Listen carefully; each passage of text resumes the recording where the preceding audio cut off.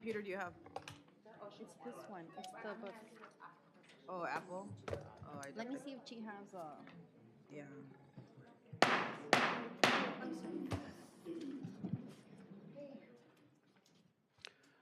Good evening.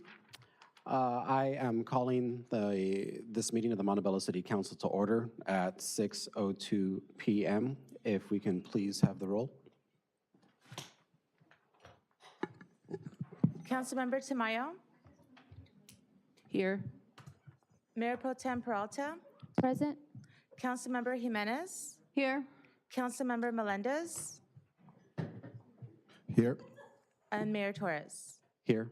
All members are present. Thank you very much, Ms. Fernandez. Mr. City Attorney, if you can please announce closed session items. Thank you very much, Mr. Mayor, members of the City Council.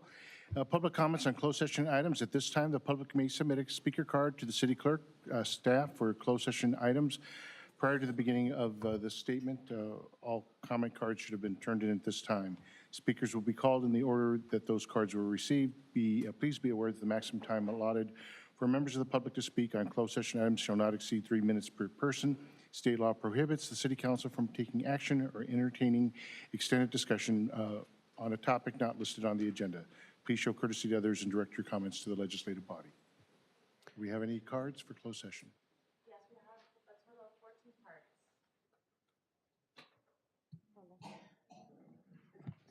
Please proceed. First speaker is Dave Hornbeck, followed by Eddie Franco.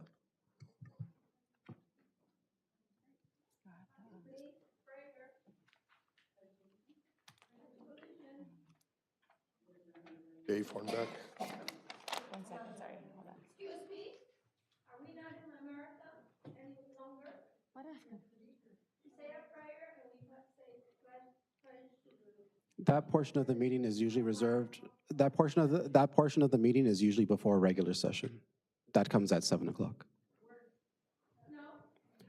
Ma'am, if I may, Mr. Mayor, ma'am, it's later on in the agenda. You are out of order. Maybe the speaker please commence your comments. Okay.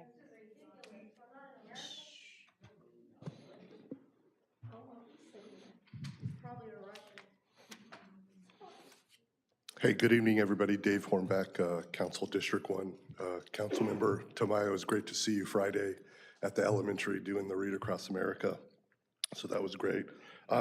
I don't envy your positions, but appreciate and recognize the sacrifice that each of you has made and probably will continue to make in your roles on the City Council. And I think that word sacrifice is key because public service is a sacrifice. Done right, it's glorious and rightfully praised. My public statement tonight is not solely about the support of the current city manager, Renee Bobadilla, but it is most certainly also that. Not that long ago, you might recall Majority House Leader McCarthy finally got his votes to lead the House and then proceeded to kick California Rep Schiff and Sawwell from the House Intelligence Committee. I think the majority of us here, at least those of us that are truly civically minded, could easily identify that act as reeking of its own kind of personal political vendetta and pettiness. I bring that point up not being ignorant that some of the council may be entitled to his or her own feelings about being hamstrung, but a tit-for-tat agenda does not encourage the most discourse, dialogue, nor does it do anything to foster the most good for the most people here in Montebello. Can all of you say up there that you've considered what the longer-term damages and potential ramifications to our city would be by pursuing an action to terminate and oust our city manager? Would your motivations pass the four-way test? I think as far as litmus test goes, that's a pretty darn good one. I assure you, though, the short-term costs are clear. Financially, it will be contractual tort and employment-related lawsuits, defense fees and costs, along with wasteful settlements or worse, adverse judgments. Wasted precious treasure and resources. Are the city's coffers that flush with cash that this would make any fiduciary sense? I've heard that word used on the dais up there, being a fiduciary for the city and its people. What of the legacy knowledge vacuum that will most assuredly follow? What of the city staff morale that's already plunged and would become worse? Are you weighing the clear negative impacts to the services in our city and to our residents? Sure, we won't see eye to eye in everything, but by taking these actions, you'd be saying the city has not made strides and progress in the time the executive leadership has been here. Yet I've heard and seen no evidence by those that would vote to terminate City Manager Bobadilla's contract that this action is being made in any aspect of good faith. And the long-term costs going forward with such an action would only recast Montebello in a light of its seemingly perpetual dysfunction. Just another one of those small cities situated to the south and the east of LA that can't get out of their own way. Why would any future city manager or executives worth their salt actually want to come here? How can we attract talent and capital investment in Montebello if we can't provide a sense of stability? And another cost would most be assured the demise of any political future ambitions for those that would vote for such an action. Good evening. Next speaker is Eddie Franco, followed by Manny Franco.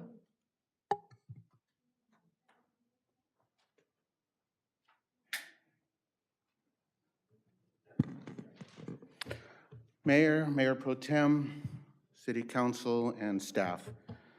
I was gonna read a bunch of stuff, but I think it's just best it comes from the heart. So we're here again, obviously, as David said, in support of our city manager, but at the same time, more so in support of our city.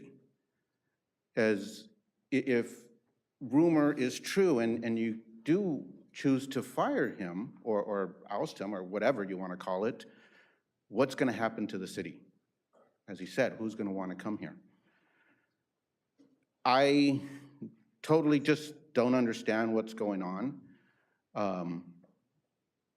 I've talked to several staff, and unfortunately, all the ones that I've talked to are not happy with the current majority.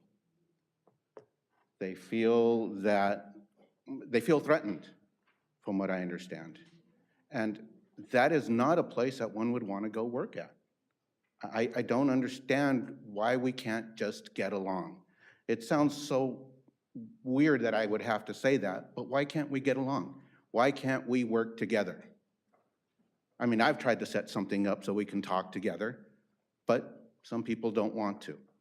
If they do, please give me a call. Let's do it.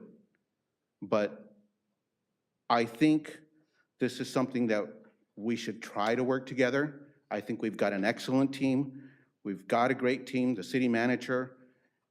I mean, at the Top Golf, tons of people praised the work that he did to bring that.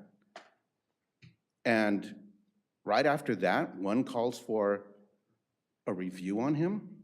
And then again today. I'm not sure what we're trying to do, but I don't know. Rumor has it that somebody's been walking around trying to get signatures so that the mayor doesn't get recalled. I don't know if that's true or not. I have no idea. But if it is, why? The only reason why one would get recalled is if they did something wrong in this and the community's not happy. And if that person is doing that, then they must believe that they've already done something wrong or going to do something wrong, and they have to try to get it ahead of time. So what's going on? I'm not sure. Obviously, it was said last week, if you guys go through with it, there's a group that will recall the three of you. If that's true, I don't know, but if it is, my signature's on there, at least on my part. That's it. Next speaker is Manny Franco, followed by Joella Valdez. There are members of the audience that are being disruptive.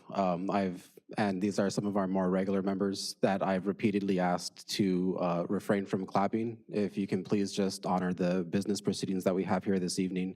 I appreciate that there may be some feelings as to the comments that are being made by the speakers, but I would hope that their words speak for themselves and that we respect the decorum of these chambers.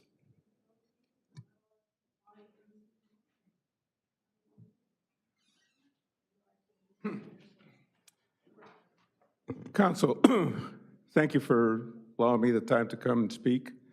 Again, I'm here speaking on behalf and in support of the current administration of Rene Bobadilla, who has been an excellent city manager, confirmed also by the California League of Cities. And looking forward, as the two previous speakers have mentioned, we're looking for a challenge in any change. I know, and I've worked and was very close with Richard Torres as he went through as city manager and came across a lot of challenges and was not, again, I saw him suffer quite a bit with all the different type of city council that challenged a lot of things that needed to be done.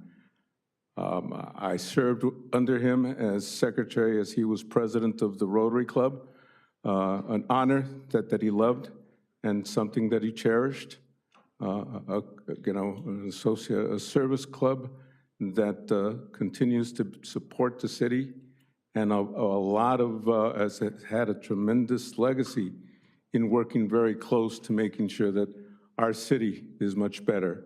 So please reconsider the accomplishments of our current city administration through the leadership of Rene, and be very cautious with your decisions to make sure that our city does not go back into that demise that we had, and the fact that actually the state of California sent us a very bad report considering taking over the city because of its bad practices. So please, in support of Rene and his administration,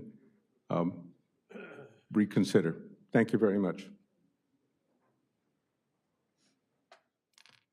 Next speaker is Joella Valdez, followed by Rosa Tamayo. Good evening, Mayor, Council. I'm here again to speak on closed session item number 1, the public employee performance evaluation. I'm just curious to know what type of intimidation tactic this is. I don't work here, but I can just sense the unnecessary hostile work environment.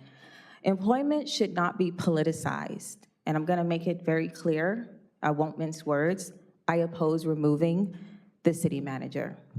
I'm not here to defend him, I'm here to defend the city, and specifically the district that I live in. The city will not survive an abrupt and unwarranted change in management right now. The city manager has done nothing detrimental to the city to warrant his removal. Instead, he has done the opposite. Last week, I spoke about some of the improvements that we've seen in the city. In 3 short years, the city has repaired streets, opened Tailored Ranch, renovated parts of the city park, completed the housing element, started the general plan, streamlined permitting and licensing processes, purchased new public safety equipment, and developed code enforcement, just to name a few. No one can deny this track record, which leads me to believe that this is more of a personal pursuit than it is in the benefit of the community. This council has really focused on nothing these past 4 months, despite conducting numerous special meetings that I'm quite frankly tired of attending. It's all on the record. You've only been pursuing your own personal agenda and vendettas against people and issues that you seem not to like. But we are paying attention, and this game is playing with the residents' money and time, not your individuals. This deliberate strategy to remove the city manager without grounds puts millions of dollars in city assets at risk. Removing the city manager will be at the detriment of the residents, namely those of us in District 4. I'm here with about 7 of my neighbors in District 4 and a host of other neighbors throughout the city. And there are several projects pending in District 4 right now, like the ACE project, the Quiet Zone water projects. We get about every 3 months yellow urine-colored water in our systems, sewer replacement, completing the streets, traffic safety, public safety and police presence, much needed in the South. I told you guys about an attempted home invasion. I just found out it wasn't an isolated event. It happened 3 more times in my neighborhood. You know, want to ask, how are we, the residents and taxpayers of Montebello, served if operations stopped?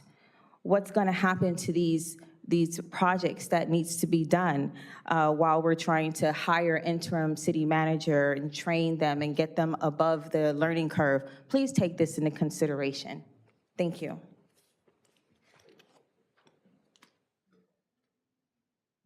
Next speaker is Rosa Tamayo, followed by Rosemary Torres.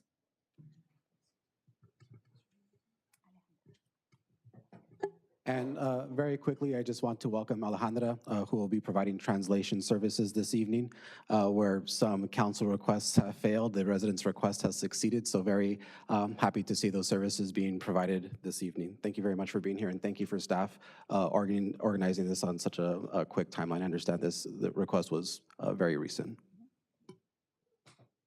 Buenas noches, Mayor David Torres y miembros del Concilio de Montebello. Soy Rosa Tamayo. Hola, buenas noches. Soy Rosa. I'm so used to doing English to Spanish. Apologies. Good evening. My name is Rosa Tamayo. Yo soy una india.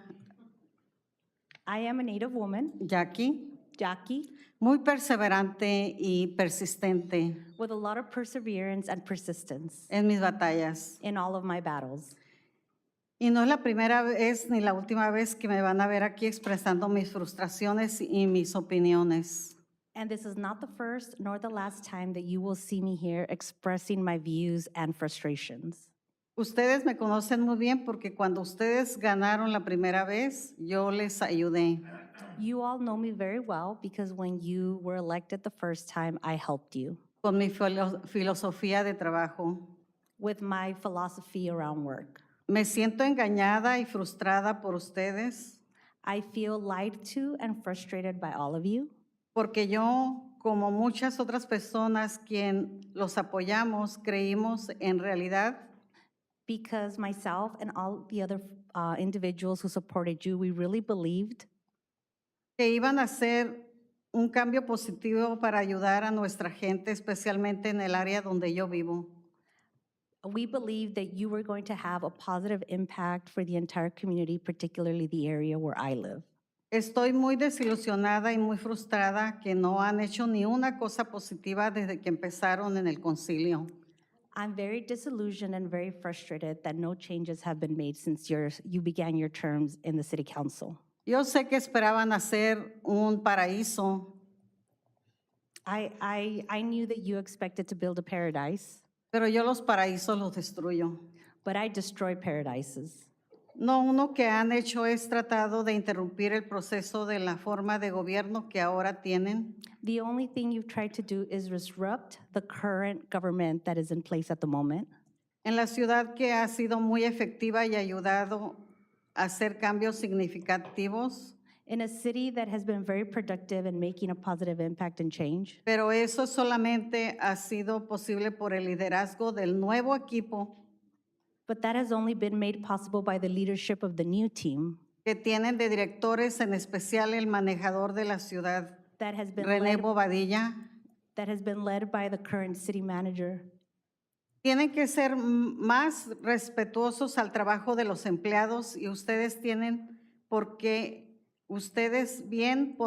ellos son los que hacen el trabajo. You need to demonstrate more respect for the employees who are the ones that are actually carrying out the work. Si acaso lo que quieren es despedirlo por sus propios intereses personales, If you want to dismiss them because of your own pure personal interest, que yo sé que los tienen, ustedes, yo misma los reportaré con el Attorney General Rob Bonta y me haré cargo de que los investigan por andar haciendo sus tratos detrás de puertas cerradas. which I believe you do have personal interest in doing this, if you do so, I will personally report this to the Attorney General, Rob Bonta.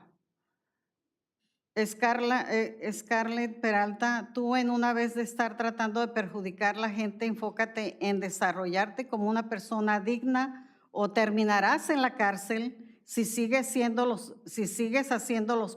sigues los pasos de la familia Torres y tú también, Georgina Tamayo.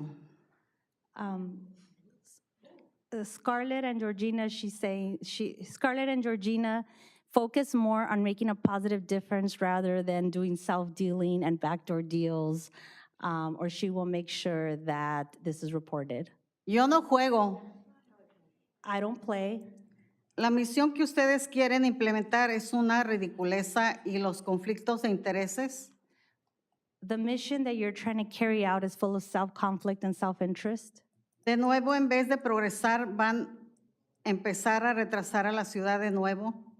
Instead of making progress forward, we're Y going to be llevar- moving Y backwards. llevar a los tiempos de la administración del señor Torres. And we'll be moving back to the times of the administration under Mr. Torres. Y con su permiso, alcalde David Torres, pero es cierto que durante la administración donde estuvo su mamá y su papá trabajando juntos por la ciudad simplemente sufrió económicamente y la única gente que se benefició fueron los amigos de su papá.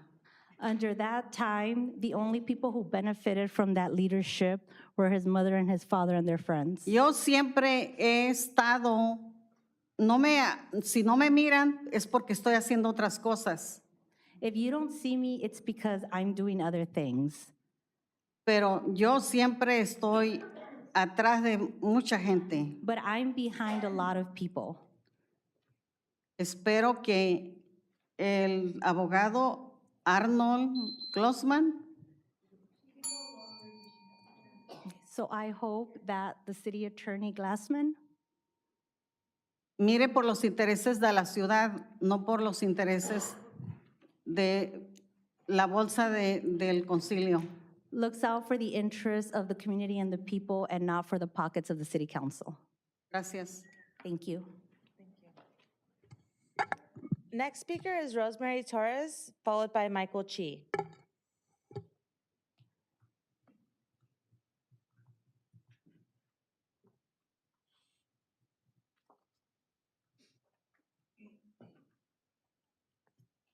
Good evening, council, city staff, and residents of the city. David, I hope you're well this evening. I can't believe what's going on now. A few months ago, I was at different cities in Tustin, Anaheim, Mission Viejo, and Irvine, where my niece and nephew work. And they said, "This is my aunt. She lives in the city of Montebello." They were praising the city, how well we've done under the management of Mr. Bobadilla. They wanted to know how lucky we were to have him. And now you want to get rid of him. And you know, some of his staff will go. We're a community. I think we voted all of you in for our best interests and not your best interests. I hope you do the right thing. Listen to your residents, please. I say this as a mother. My son works here. I want him to work in a safe environment. I want him to be successful here. I want him to take care of the city. And I tell him, bless you, son, when you go out, because, you know, things are not good these days. And you're supposed to be role models, but not anymore. It frustrates me. Everyone that has come up before, I agree with them 100%. I want things to be done the right way here.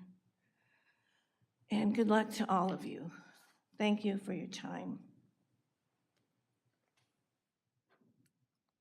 Next speaker is Michael Chi, followed by Jeff Jimenez.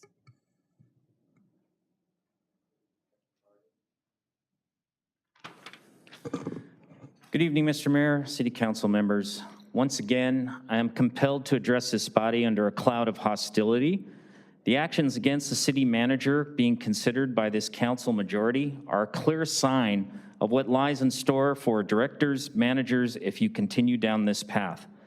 Rightfully so, Every employee who reports to the city manager, and that's everyone who works here, is being served notice by this council and should be in fear for their jobs and their livelihoods.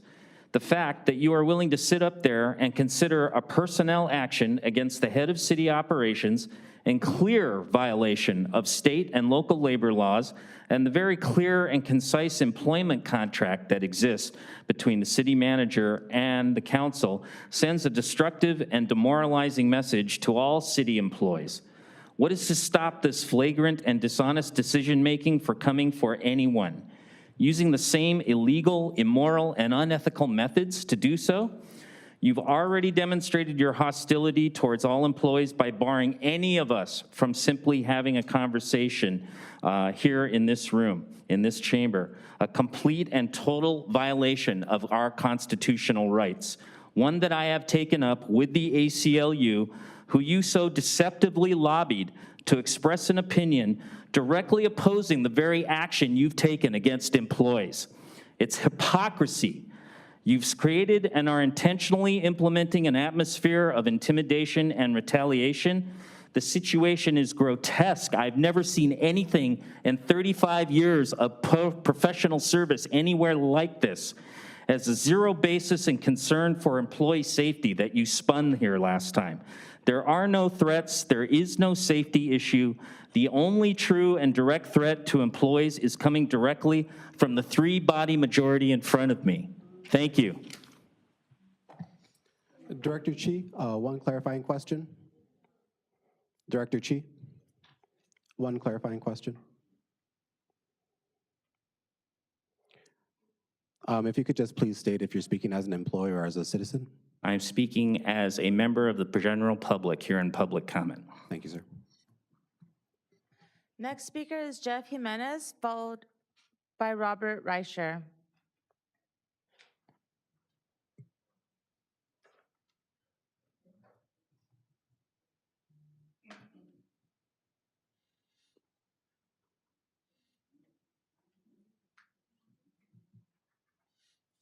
Hi there, I came before. My name is Roger Jimenez, live in the south side of Montebello. And I did mention before about the shooting and how sad it was that we had to see the homicide that we had just around the block. But we're gonna hold you guys accountable. What I wanna do is to have a petition, especially the people that run our district on the south side. I don't know who's the ones that are on the south side, but I will find out. And I have a group of people, my neighbors that came. They're all very concerned of the stuff that's going on. And just recently, just around the block, that we're just finding, the catalytic converters getting stolen, and the lack of the officers. I go up to the officers when I see things that are happening there, and I congratulate them.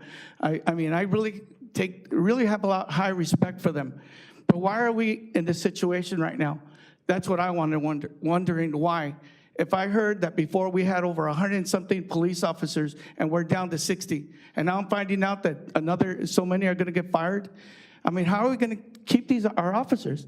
It's a shame. I mean, it's really a shame, and I don't know who to hold accountable. Why these officers are getting let go, and why they're looking at other cities. Is the funds? I mean, I don't know. But the thing is that we need to keep what we have, because to retrain more officers and try to get back in there and take care of some of the issues that we have, because our old officers, they're the ones that know what's going on. They know the community. And to hire somebody, start all over again, I mean, it is sad. I mean, election days are coming. And when I talk to my community, it might be a few, but that few builds up. And that's all it takes. You just plant the seed, other people will water it. And again, I just feel that a petition is the only way to hold people accountable for the actions that's been going, for the things that have been going in the south side of Montebello. I don't know about this management thing, but I do agree with it. I mean, I just know that things gotta start getting better in our community. That's all I have to say. Thank you.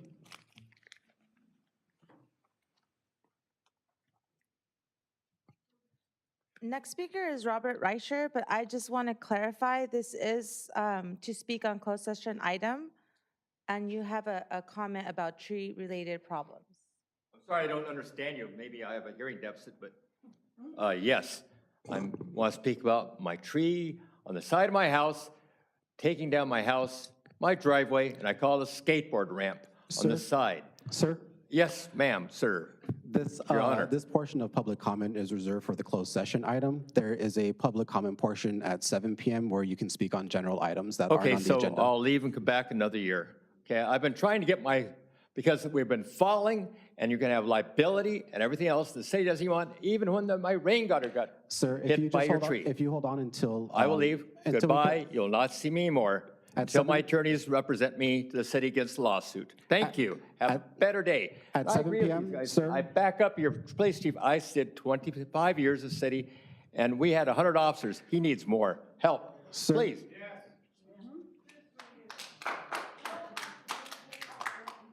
Thank you, Arnie.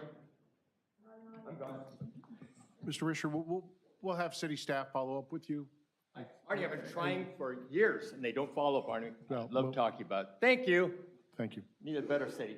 Thank you. Next speaker is Raul Hurtado, followed by Will Cervera.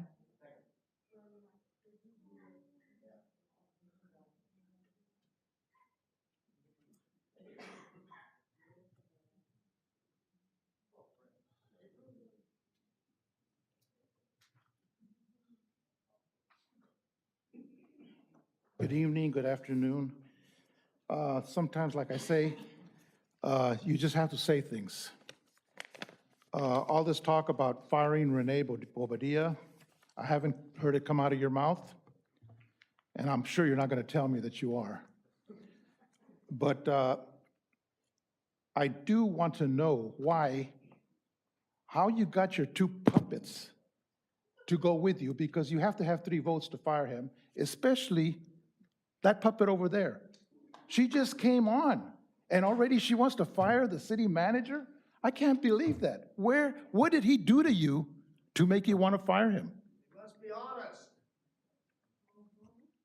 I would, I blame this all on you, David. You're very abrasive. You got censured for this, for the way you act. I want to read from the mayor's corner. I would like to begin my term with a look at us by taking a closer look at our city council millenniums that are made up majority of women, another majority blah, blah, blah, blah, blah, all your BS that you put in there, and all this that sounds good. I'm at a loss right here because I really didn't prepare to come up here. But anyway, when you finish that paragraph, you start with this dynamic: the mayor is a leader. They can inspire decorum through their example. They influence the pace of progress in how agenda items come to council for decision, and they are the primary ambassador inside and outside of our city. I am ready to take on these tests. My commitment to my colleagues, to our staff, and to our community is to do everything in my power to encourage open and honest dialogue, to defend against retaliation. This is what you're doing. You're retaliating. You're retaliating because you got censured, because you're not the top dog, because he's got more power than you, he's smarter than you. You're retaliating. You're very envious. Against retaliation and toxicity. And when differences or challenges present themselves, to manage them with civility and respect. This is civility and respect by firing people that get in your way, that are smarter than you. You are very abrasive, David. That's why you got censured. And when you get your 2 puppets up there to vote with you, I want to know how you convinced them to vote to fire him. Especially her, that she's just on board. You know, you better take a better look at yourself. You better do some soul searching. I live in District 4, and I will join the ones that want to do away with you. I regret voting for you, period. Thank you for your time. Next speaker is Will Cervera, followed by Alexandra Piceno. Good evening, Council. the residents are here, and I'm glad to actually hear them speaking. It's really cool to actually see them engaged. I do want to touch on a few of the things where over the past couple of years with the current and the past council, a lot of terms have been coming up about like nepotism, which is the practice among those in power to influence or favoring relatives, friends, or associates to giving them jobs. And over the years, you know, it was accused towards Richard Torres, and with the other city managers like Cosmont, or whether it be Francesca Schuler, or we had currently now Renee Bobadilla, you know, everybody's gonna have a team that they're gonna work with and move around. Example, Michael Chi was working with him in El Monte, Arlene was working with him in Pico Rivera, James Coiner was working with him in Pico Rivera.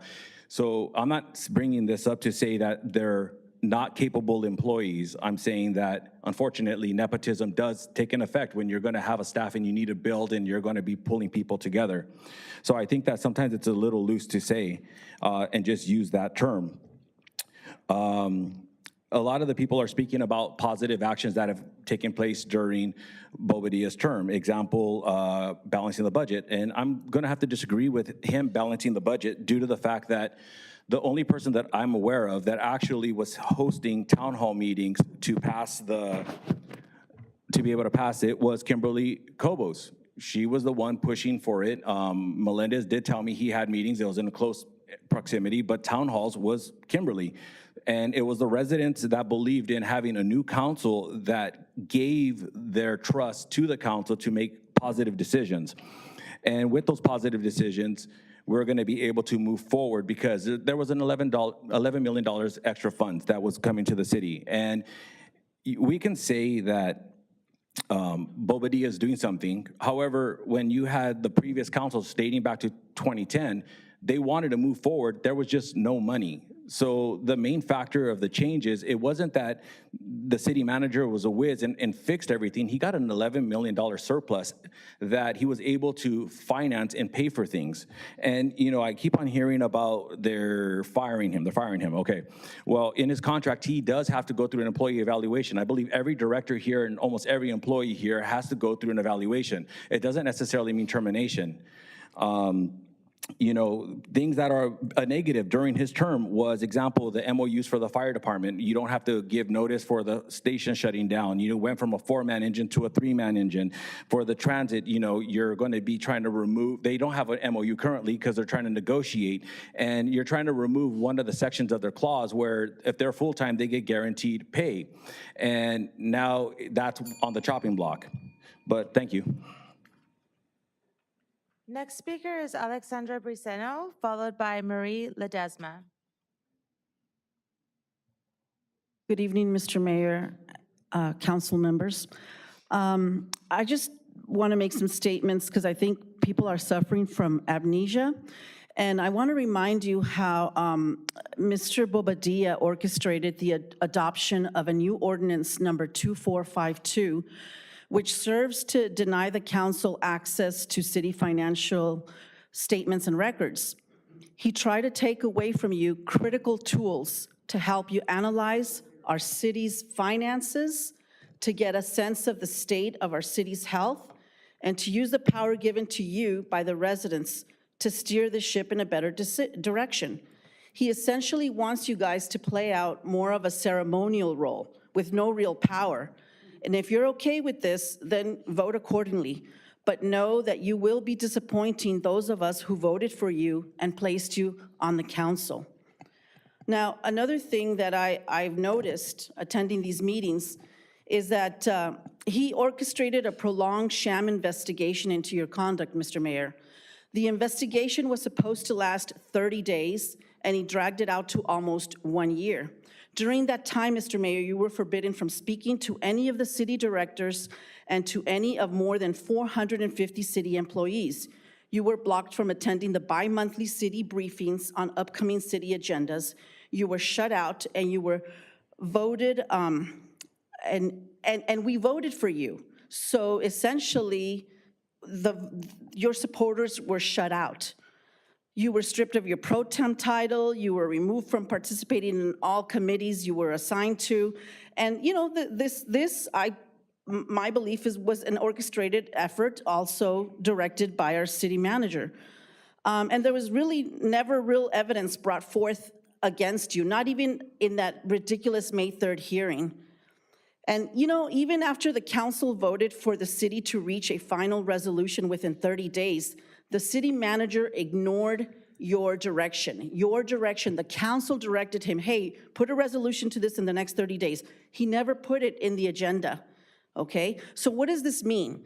He thinks he's above you. He thinks you're basically a ceremonial body that can be ignored. You have no power. He does. This is what he thinks. Now, with respect to the state audit, he made promises to the audit committee, one being that he was going to provide transparency with regards to the finances of the hotel, the golf course, and the city. But we know that his promise was disingenuous because he introduced an ordinance to block you from getting financial statements. This demonstrates that he even has the gall to be dishonest towards a committee made up of state senators and state assembly members. Currently, we are enthralled in various lawsuits that name him. So when you go behind closed doors, ask yourself, is he a positive force in our city? Does he have the residents' best interest at hand? Thank you very much. Next speaker is Marie Ledesma, followed by our last speaker, Yvette Fimbres. Forgot me. And me. I put one. Those that are screaming out shouldn't be doing that, first of all, but there is public comment on closed session items at this time. After the closed session is conducted, then the city council will reconvene to have open session public comment. So just because that you haven't been called at this point in time, it's not the appropriate time in the course of business tonight. Thank you.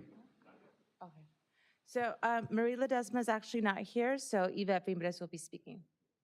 Good evening, Mayor Torres, Mayor Pro Tem Peralta, and City Council.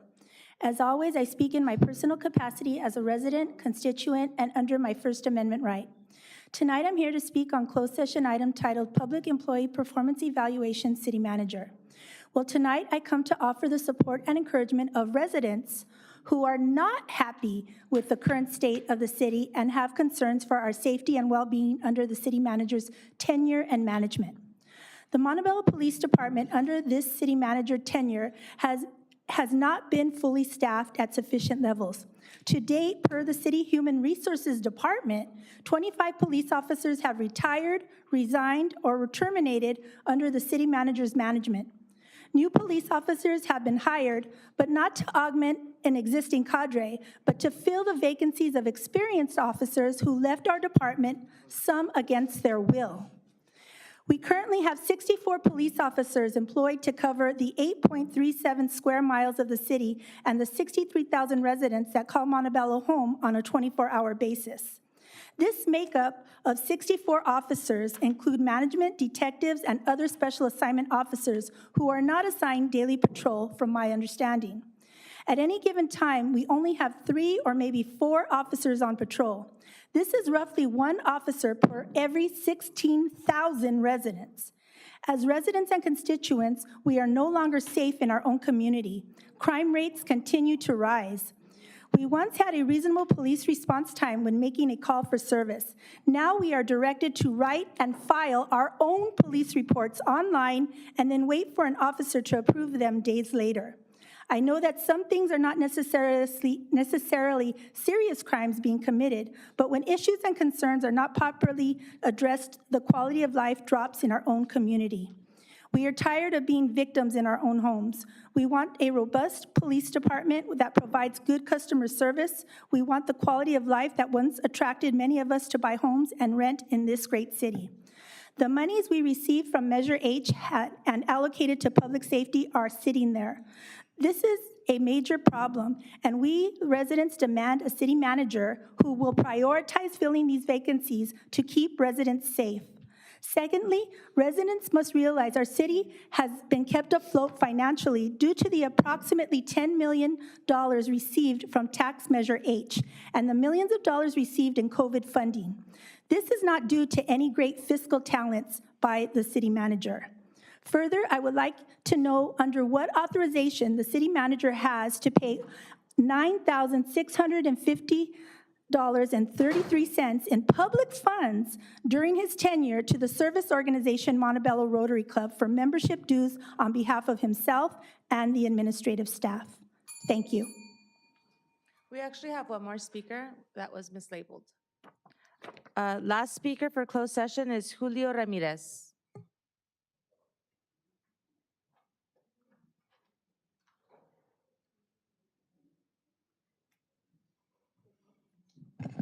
Good evening, City Council of Montebello. Mayor Julio Ramirez. I come in support of Rene Bobadilla. I came when he was hired here and spoke about how great he is recognized by the government, by his job.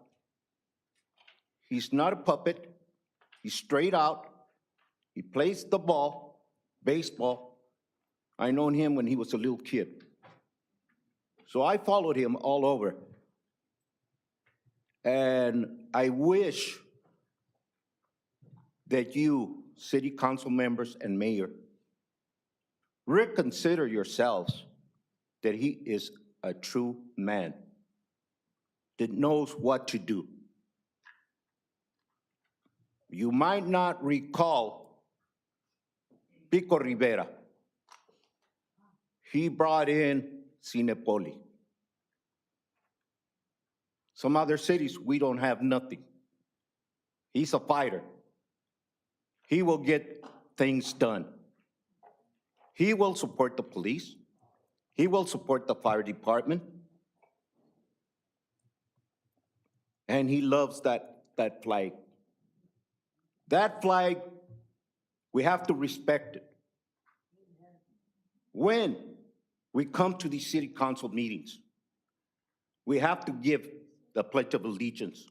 We have to give a prayer to all those police officers that are putting their lives, all those soldiers that are putting their lives. Today, all those voters that voted for you will keep you in mind. That flag of the United States of America has to be respected.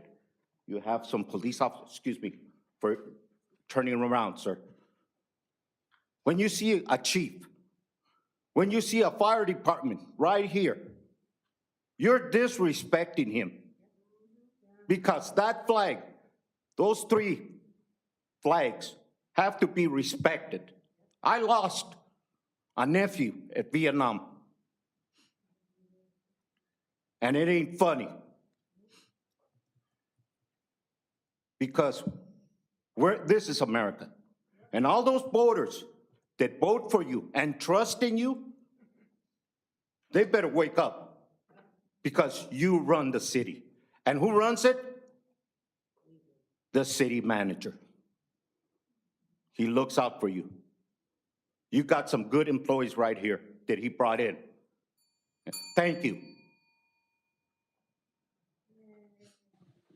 That concludes our closed session speakers. Thank you, Ms. Fernandez, and thank you to all the speakers that have spoken so far on the closed session item. We will recess, or we will move into closed session and return shortly. That is for public employee performance evaluation as listed on the agenda. Thank you very much, Mr. City Attorney.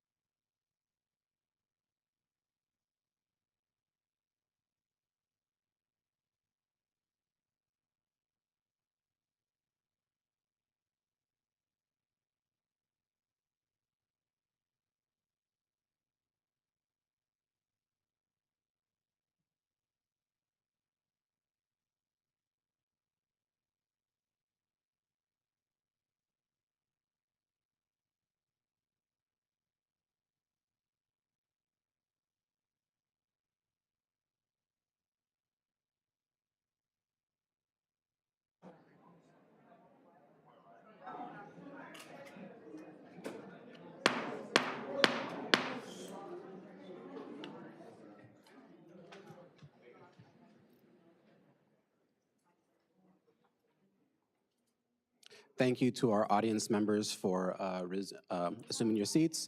Mr. City Attorney, can we please get a closed session report?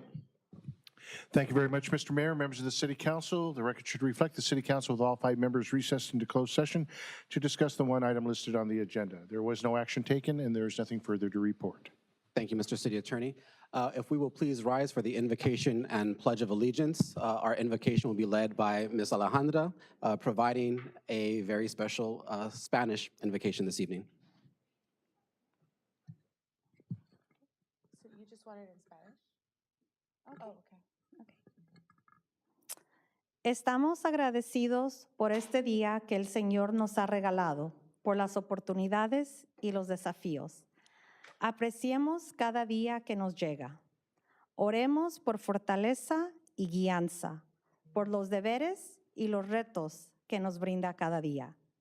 Que cada día nos llegue la oportunidad de dar lo mejor de nosotros y que estemos asegurados siempre de la presencia del Señor. Amén.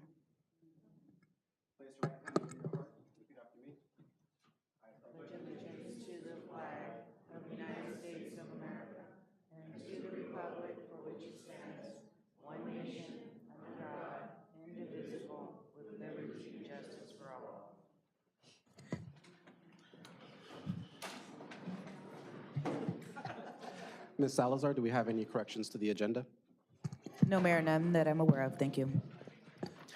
Mr. City Attorney, can you please read the statement of public oral communications? Thank you very much, Mr. Mayor and members of the City Council. At this time, the public may submit a speaker card to the city clerk staff for both agenda and non-agenda items prior to the beginning of the statement. Actually, all cards should be turned in at this time. Public hearing items, which we have none tonight, do not require a speaker card. The City Council will address non-agenda items during this section, and speakers will be called upon in the order received. Those persons not accommodated during the first 30-minute period will have an opportunity to speak under public comments continued after all scheduled matters have been considered. Public hearing, regular business, and/or consent calendar items will be addressed at the time that matter of business is heard in the order received. Be aware the maximum time allotted for members of the public to speak shall not exceed 3 members per speaker. State law prohibits the City Council from taking action or entertaining extended discussion on a topic not listed on the agenda. Please show courtesy to others and direct all of your comments to the legislative body. And before we call up our first speaker, I do want to say that I am very happy that this evening we are returning to our traditional form of public comments where during this time for comments on non-agenda items, will be given 3 minutes in addition to if there are any items that the public would like to speak to on the regular business or consent matters, that they will also receive 3 minutes for those items, and there will be and comments will be accepted at the time those items are considered. So Ms. Fernandez, if we can proceed with the public comments. I apologize, Mr. Clerk. First speaker is Rosemary Torres, followed by Rosa Tamayo.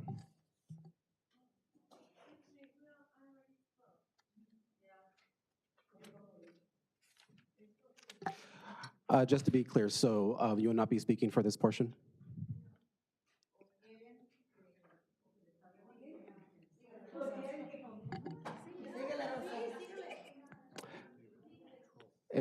So, Mr. Clerk, we can continue with the other speakers. Next speaker is Rosa Tamayo, followed by Jeff Jimenez. If Jeff Jimenez, Ms. Tamayo, do you have comments?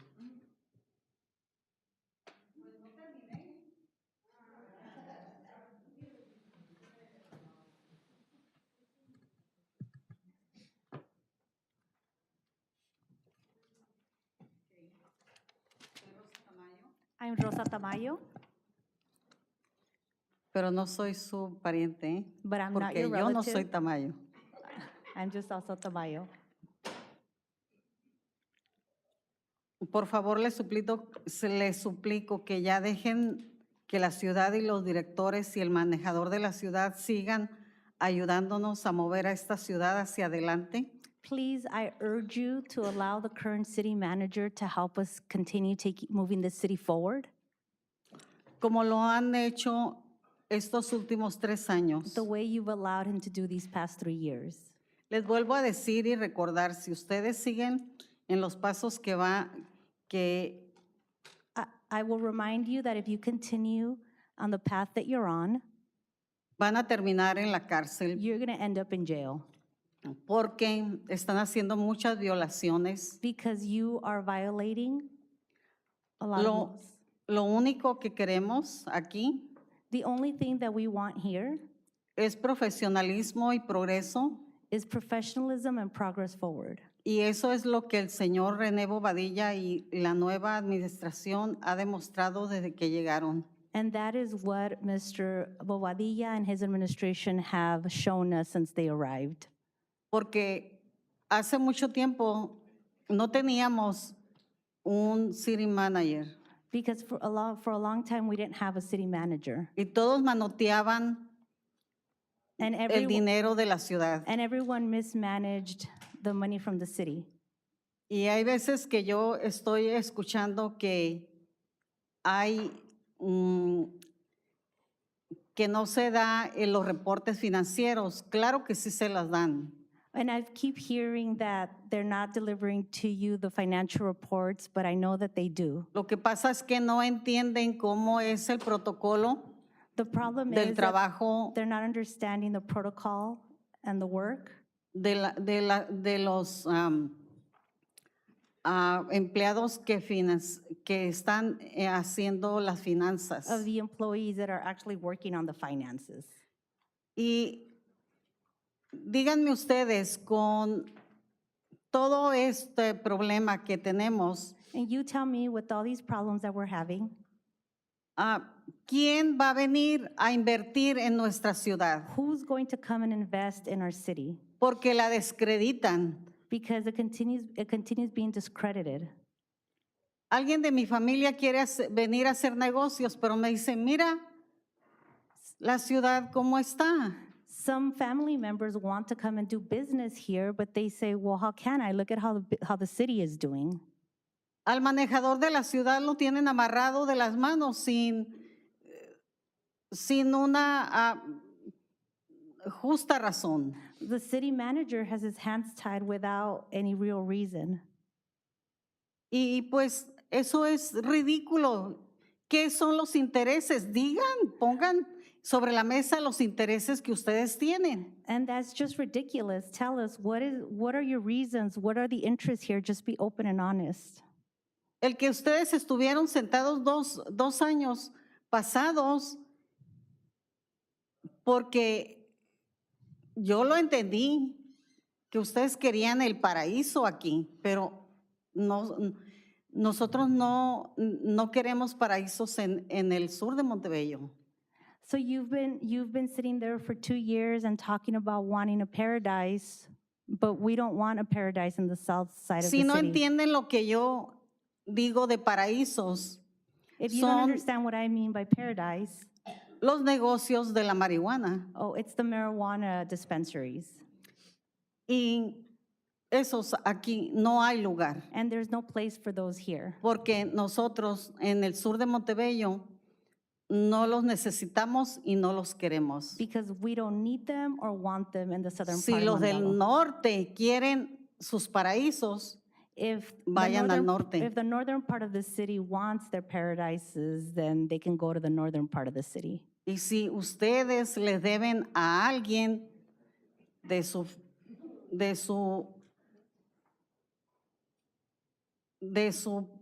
dinero que invirtieron en su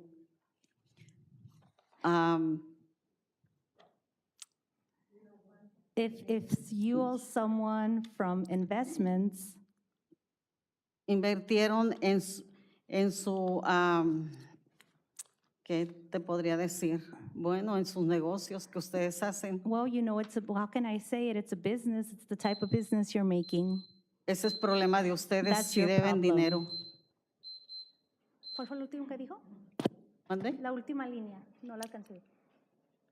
Que si ellos deben dinero, ellos tienen que pagarle de alguna forma, That pero if you owe money, that's your Pero la problem. You ciudad have to find a no- way to pay, but not the city. no va a pagar. The city shouldn't have to pay. Gracias. Thank you. Next speaker is Jeff Jimenez, followed by Roger Jimenez.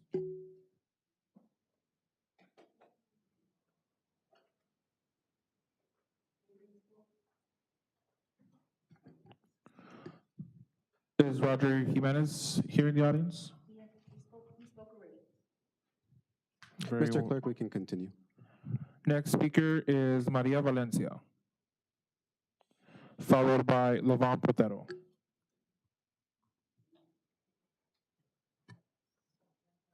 Hi, my name is Maria Valencia. I'm a resident of 20 years plus right here in the South Side. I did my career in a company for 35 years, and I just retired 4 years ago, and I will be attending these meetings more often and hopefully get involved in everything. But my concerns with the city is, as a single working female, I went to the Montebello Town Center, and I witnessed some men scuffling in the parking lot, which at first I thought it was road rage. It's the minute I stepped out of my car, as soon as I put both feet on the floor, I noticed one gentleman pulled out a gun. So of course I ran inside of the Macy's, which I was parked right next to it. As I went inside the Macy's, I dialed 911. The people that answered the dial 911 was not very the best, asking me questions, putting me on hold, and I told them, just hurry up and get, because I saw the two run towards Chevron gas station, and there was one gentleman there going around in circles with a bat in his hand, and you could see the frustration. Well, the security from the store did come out, and by the time, it wasn't until like 15 minutes later that the Montebello Police Department never even showed up. It was the sheriffs that showed up. So what happens, so that was one incident that I witnessed, but there's a lot of crime going on right there at the Montebello city, the town center. So I'm just concerned of my safety and everybody else's safety there. Because also my neighbor was there in December, the same Macy's, and a gentleman was in there requesting shoes from the staff. As soon as he got whatever shoes he wanted, he just picked up all the shoes and ran out the store. So, I just want to get involved more often, because for my safety and for everybody here too. Thank you very much. Next speaker is Levon Potero, followed by Margot Iser.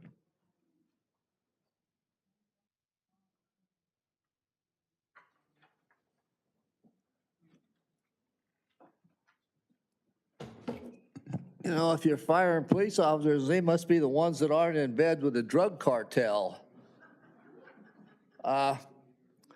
Let's see, what did I start? Oh, the fentanyl pill factory at 849 South 4th Street is still going strong. In fact, there's a new building 2 houses north. I hope it's a residential and not a drug lab. Since 90% of this fentanyl comes from China, I consider everybody that's involved in them with over here no better than a Nazi spy from World War II. If you're in bed with them, you're no better than a damn Nazi spy. Because China's goal is to bury us. And you can't tell me that some of them big league communist Chinas don't have their hand out for the drug money. Let's see, what do I got? Oh, the neighbor, I'm pretty sure, is stealing hot water from me. And he even can regulate my shower, and I got pissed off last night and went and opened all the valves up. Then when I went out in the den and sat down, I sensed the gas was coming. Before I got out of the chair, I woke up 3 hours later. That's hot. Whatever gas it is, it also gives you a sore throat. That's a recent thing. And a couple times this week, I woke up after they gassed me. I go, damn, oh yeah, looks like I had a shot right on that vein. And a couple days before, right on that vein. So, and it can make you do certain things you don't want to do, like piss your pants. These things on my eyes, I'm trying to figure out where the cameras are. When I had my cataracts done by a well-known doctor in Whittier, I should say his damn name, but I don't want to get sued. And I've even confronted him with it. If the damn cameras aren't in the corner of my eyes, and it is the lens, the cataract lens. And if you're reading my notes in the back room, that it is the damn lens. Let's see, what else do I say? Since I forget half of what I want to talk about. Oh, they also pretty damn, the South Montebello Irrigation District, they still think COVID's going on because they lock it up. And I know damn well the drug dealers are stealing water. So I got pissed off a week ago and went out and turned my hot water valve heater off and even cut one of the wires, and it still had hot water. So they're tapped in under my house. Let's see, what else? Well, that's enough bull for now. And make sure you don't miss your next $100 bill. Next speaker is Margot Eisert, followed by Linda Nicholas. Good evening. I want to get a card for item number 2. However, right now I'm speaking as on my behalf and on behalf of who I've been asked to speak for many others from all over the city, concerned citizens, constituents, people, residents, taxpayers, and voters. And what we're talking about is that since we were told that we had a very successful program that was dealing with houseless people sponsored by here in the city. There's only like 200 and some, and they were dealing with them successfully and very good, and that was great. But then right after that, without any input or any information for us, the people, we ended up hearing that you voted to join another group that's huge, and it takes people from all over. It costs a lot of money, and there are many rich cities in that group that do not actually have the requirement to build affordable housing all over their city. So that means a bunch of people are gonna come here and they wanna, I heard that they were even trying to think maybe building housing on the land of the golf course. No, wait, stop, I didn't rehearse this. That means on the land around the city hall, which is, I thought was maybe a joke. But right now, this is a park-poor city. That means there isn't sufficient parks for the amount of people who actually live here now. And that can be remedied by you immediately designating what remains of the golf course as a park and open space. And this is, I mean, on behalf of people from all over the city and all the different districts. We need that. We need that for our quality of life. We need that for our recreation area. We need that for the future, too. That will make the city more attractive, and people will come, not if there's affordable housing crunched into every spare inch. And that also takes me to the idea that you must evaluate and survey and really have even some requirements that housing is not made very highly priced and we're left vacant for investors to make money or make the people to make money. That happens quite frequently. So we need that golf course, what remains of it, to be designated as open space and a park. They're two different things, but that would make us really happy and help future generations too. So do what you can to do what we need. Thank you. And I would like another card because I want to speak on item 7. May I fill out a card? Item 2, I mean, can I fill out a card or? Well, can.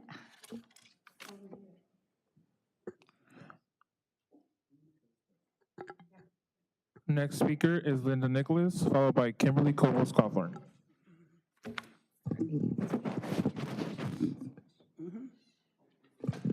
Good evening. My name is Linda Nicholas, address on file. I read on the agenda in closed session, public employee performance evaluation for the city manager, Renee Bobadilla. This evaluation should be done in June, since evaluations are only done yearly, not whenever you feel like it. Second, the city manager is on sick leave. As such, how is he expected to respond to an evaluation if he can't be there? It is my understanding legally this cannot be conducted and may cause the city to have legal action taken. It's going to cost us more money. Our city manager has a Bachelor of Science degree in civil engineering and a master's in public administration, over 26 years in municipality experience. When Mr. Bobadilla accepted the city manager position, our city was on the verge of bankruptcy. And he has not only reversed the negative deficit of $5.6 million, and yeah, we didn't have money back then, but we were also going through a COVID, and other cities are not thriving like Montebello.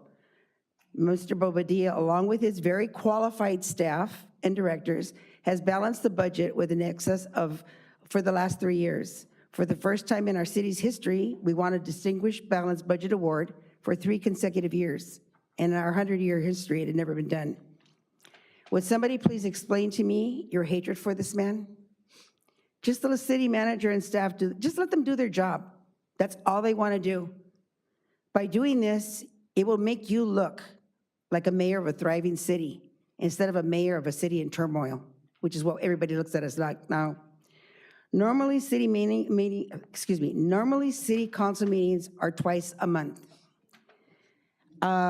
Since you've taken power, we have had 13 meetings, including special meetings, and there's another one coming Monday, so that'll be 14.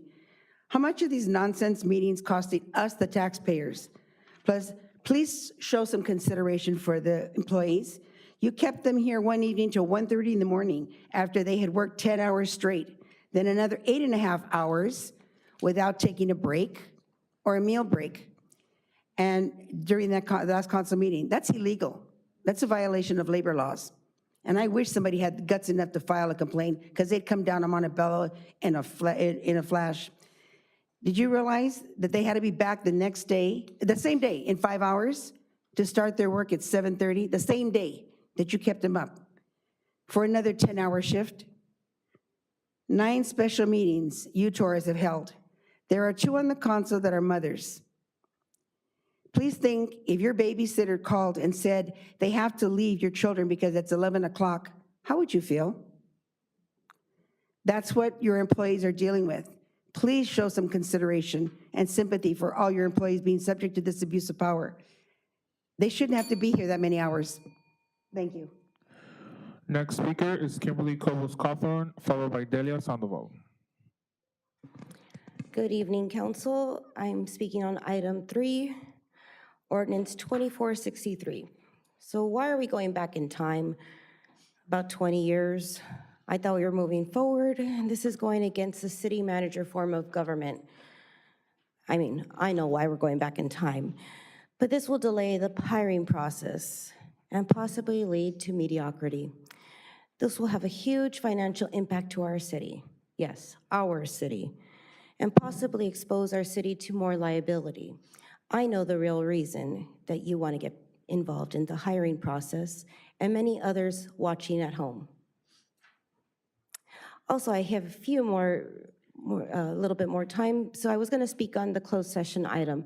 I did want to let you know that I did call our insurance carrier, Prism, and let them know that any action against the city manager while he's on medical leave should not be covered, because this action is illegal, because that shouldn't be taken, we shouldn't be liable for it, because we should be liable for it, not them. Anything after that $1 million that we pay would be coming out of our general fund. And remember that last day that I had that $15 million check? So what, we're gonna spend $5 million on him? Yeah, let's remember Francesca Tyler Skylar Tucker. Yeah, and I didn't know that our city manager single-handedly caused all the crime and homelessness in Montebello, or what, LA County? Yeah, let's blame everything on Mr. Bobadilla, shall we? Thank you. Next speaker is Delia Sandoval, followed by Bill Poliso. Mr. City Clerk, my apologies, but if there's any items that have been designated for the agenda items, those speaker cards should be held off until that item is actually addressed. So I don't know, maybe they have general comments and the speakers just decide to start. That's correct. All the speaker cards we have right now is just for general comments. Very well. Thank you, Mr. City Clerk. Good afternoon, City Council. Yeah, last year, some City Council members spoke about who was seen walking with who did not have a home and now does, personal attacks, And how could they afford it now? Arguments, assumptions. It was horrible, childish, and disruptive. In the beginning of the year, City Council members Angie Jimenez and Sal Melendres walked out or did not attend certain meetings. I want to congratulate you, Ms. Peralta, Mr. Torres, and Georgina. You are doing a great job. What an improvement over last year. Many people think that people walk out here and say certain things, and they believe that some of us, the community, does not know what's really going on. We're watching. I'm only one, but I know that a lot of people are sitting out there watching the city council meetings. They don't come and speak. Some do, but I'm here. If you see me speaking and tell you congratulations for doing a great job, because that's what they're telling me. They are saying, what an improvement. Thank you for your professionalism. Thank you for your kindness and for taking the issues and the work of the community of South Montebello, because that's what we need. We need for everybody to get along. Unfortunately, maybe not all of us do get along, but congratulations, and I know that you guys will be moving forward, conducting business for all of us, and I want to thank you again. Congratulations. Thank you. Next speaker is Bill Polizo, followed by Tila Gregorian.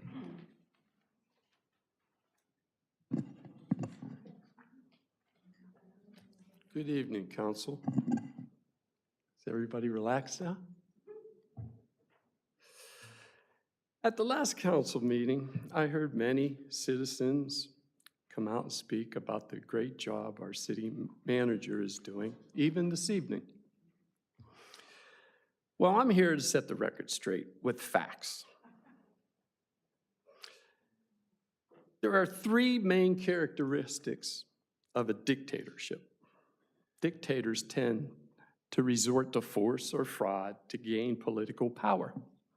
Our city manager has lied to the citizens of Montebello on numerous occasions. Dictators use intimidation, terror, and the suppression of fundamental civil liberties. The ACLU has stated that the citizens of Montebello's civil liberties have been violated, along with bringing up a citizen's past history to intimidate him from speaking at council meetings. Dictators employ techniques of mass propaganda to sustain public support. We're paying two newspapers, the Montebello Reporter and a quarterly publication, the Montebello View. Does this sound familiar of anybody? Now let's talk about the city manager, how he's balanced the budget. Well, he's balanced it with Measure H funds, the sale of the water company, the marketplace sales tax, revenue from the Hilton Garden Inn since the bond is now paid.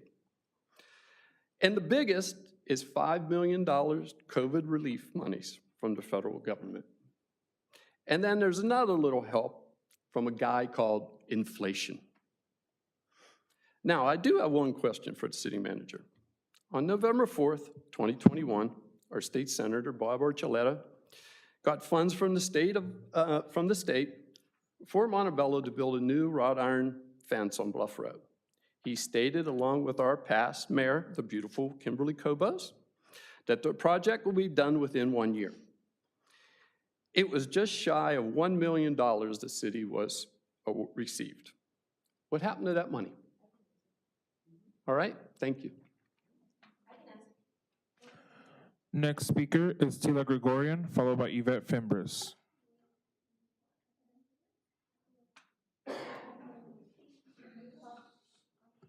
Tila Gregorian.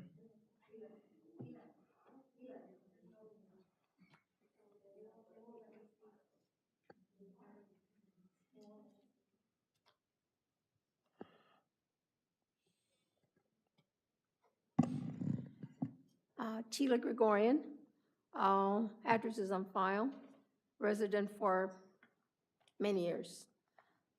I would like to say how disappointed I am on our council. And I think, you know, why. And I really would appreciate it if you shape up or resigned, just as simple as that.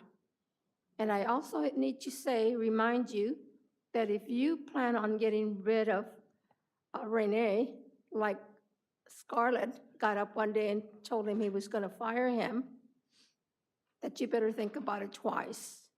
Because if you have not been here that long, Scarlett and our city, we are a pretty powerful city when it comes right down to it. When we set our mind to doing something, it gets done. And we do not appreciate you treating a city manager that we, the residents, are happy with. We've had a lot of city managers in our history. Some of them were okay, some of them were not okay. Some of them, there's $3 million still missing that nobody knows what happened to. So when you have someone that's concerned about the city and is doing a good job, you need not to be intimidating him. And I can say that because I've seen you in action, and I don't think that you have been very cordial or pleasant to Renee. So I have concerns about that. I hope that he does return. You know, he had, while he was city manager working city manager, he did have offers to go to other cities, and he chose to stay here. He was doing a good job. And then all of a sudden, we get this council that thinks that they own the city. You do not own the city. You are elected officials. And like you were elected, you can also be diselected. You can be recalled, or you can be asked to leave, or whatever. So don't sit on that chair thinking that it's a done thing, it's a done deal. There have been many important people that thought that they were so important that the city couldn't continue without them. And guess what? It didn't happen. The city continues on functioning. Today you're here sitting as their council members. Tomorrow you might be gone and the city will continue. The city has a very good history. I've lived here for longer than all of you have been living on this earth. So I know I'm happy with my city, but I also want to continue to be happy with my city, and I want to be proud of my city. So please represent us in a good way. Thank you. Ms. Yvette Fimbres, apologize. Before you come up, Mr. Mayor, we did approach our 30-minute period already. We do have 3 speakers left. Will we place those under public comment continued? I will take a motion from my colleagues to extend the public speaking time. If not, the public comment period would be continued until the end of the meeting. Since it's just 3, I'd like to motion to extend the time. There's a motion. Is there a second? I will second. And I'll take a voice vote. All those in favor say aye. Aye. Any Aye. opposed? Hearing no objections, we'll extend the time to hear our public speakers. Great. Next speaker will be Yvette Fimbres, followed by Linda Strong. I just want clarification, because I put in a card for item 3, so that's separate, you have that separate? That's correct. That would be separate. Okay. This was just general comment. Okay, thank you. Okay. Good evening, Mayor Torres, Mayor Pro Tem Peralta, and Council. I want to express my gratitude to Mayor Torres, Mayor Pro Tem Peralta, and Councilwoman Tamayo for your professional conduct on the dais. I admire your professional demeanor and composure during these meetings, specifically during public comment when bullies come up here to deflect their shortcomings and faults on you. You inherited a mess. Our city had several years of mismanagement and lacked leadership. We had terrible leadership for the past 2 years. Mayor Torres, in the few months of you taking on the reins, you have moved our city forward leaps and bounds in a positive direction. Also, in recognizing International Women's Day and the political accomplishments of women, Mayor Pro Tem Peralta, your tenacious and innovation for change is both admirable and inspiring to women. Councilwoman Tamayo, your positive attitude and actions towards improving our city's transparency and accountability are commendable, praiseworthy, admirable, and inspiring as well.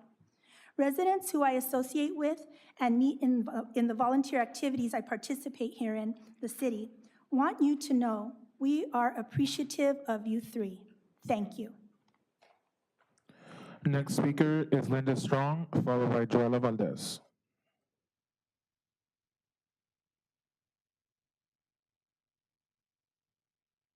Good evening, Mayor and City Council. I'm here to speak primarily about parks, but first I want to mention a couple of other things.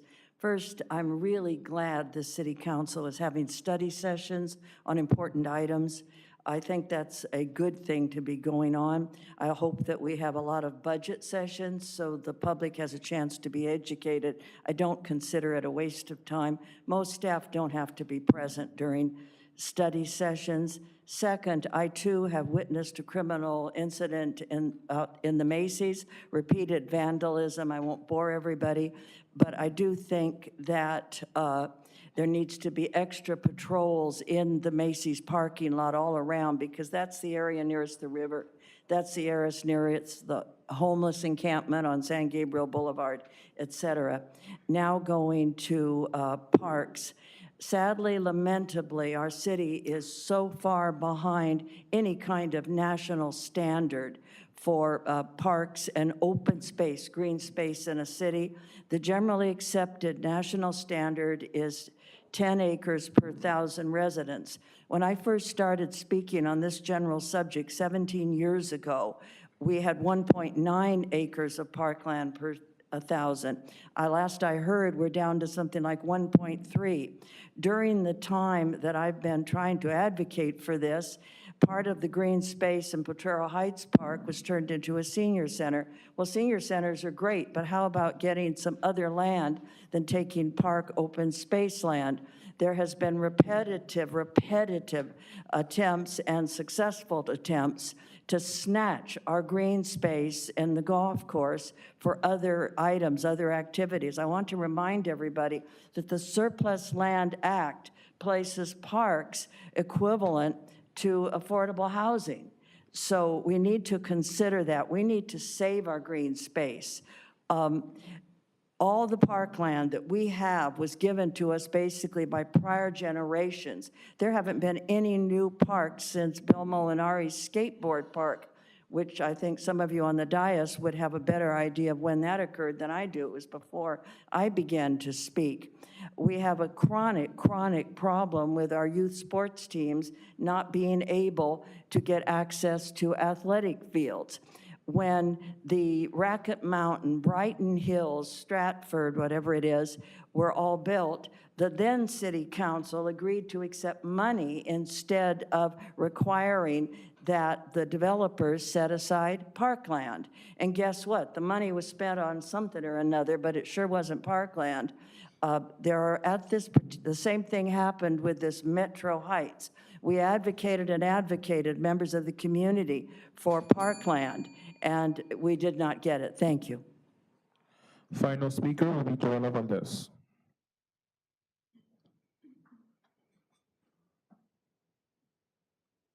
Thank you. Before I start my public comment, well, of course, my time is starting. I just want to share with the women on council today and the women that are in our staff something that my Pilates instructor shared with us, but I thought it was very inspiring and I wanted to share it with you guys. Feminism isn't simply about being a woman in the position of influence. It's battling systematic inequities. It's a social justice movement that believes sexism, racism, and classism does exist and interconnect, and that they should be consistently challenged. Here's to all the strong women who are constantly challenging, moving mountains, and speaking up, who see other women's success as an inspiration and cheer them on instead of feeling that it's a threat. May we continue to know these strong women, continue to raise them, and constantly strive to be them. So tonight, I want to speak quickly again about Scarlett Peralta, who has a pattern of interfering in HR and personnel matters, and today wants to politicize city employment. One, in June 2020, Scarlett Peralta was outraged by the hiring of a city employee. This is unacceptable. Two, during the budget presentation, you continue to interfere with the deputy police chief and deputy fire chief hiring process, and went so far as to ask to pause the creation of new management positions. And today, you're in favor to reinstate a civil service commission comprised of commissioners appointed by council members and tasked with the responsibility of overseeing the details of the hiring process. So who would do all of this? These commissioners that you guys appoint, essentially volunteers instead of HR professionals. So what does this harm and hurt to the community? This impacts our public safety officers, our police department and our fire department. And this also adds another layer of bureaucracy when we're already struggling and competing with other state and city agencies to hire more for talent. This is probably some of the reason why this commission was disbanded 20 years ago and hasn't been used. So my question is, what is the personal interest to sabotage this hiring process? Because you've heard from several residents tonight that we are in desperate need of more public safety officers. We're in desperate need of more patrol officers. Why are we complicating and politicizing this process further? Who wants to work in a position that's politicized? Who wants to work in a position where your livelihood is on the line if the majority of the council doesn't like you or your personality?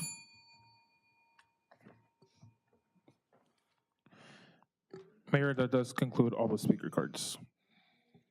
Thank you very much, Mr. Clerk, and thank you to all of our speakers this evening. Ms. Salazar, do we have any staff communications on items of community interest? No, sir, we do not. Thank you very much. Moving on to regular business. Item number 2, Montebello Municipal Golf Course Renovation Project Phase 3, CP number 894-3, authorizing notice of inviting bids and spending plan. Mr. City Clerk, do we have any comments on this item? Yes, we do.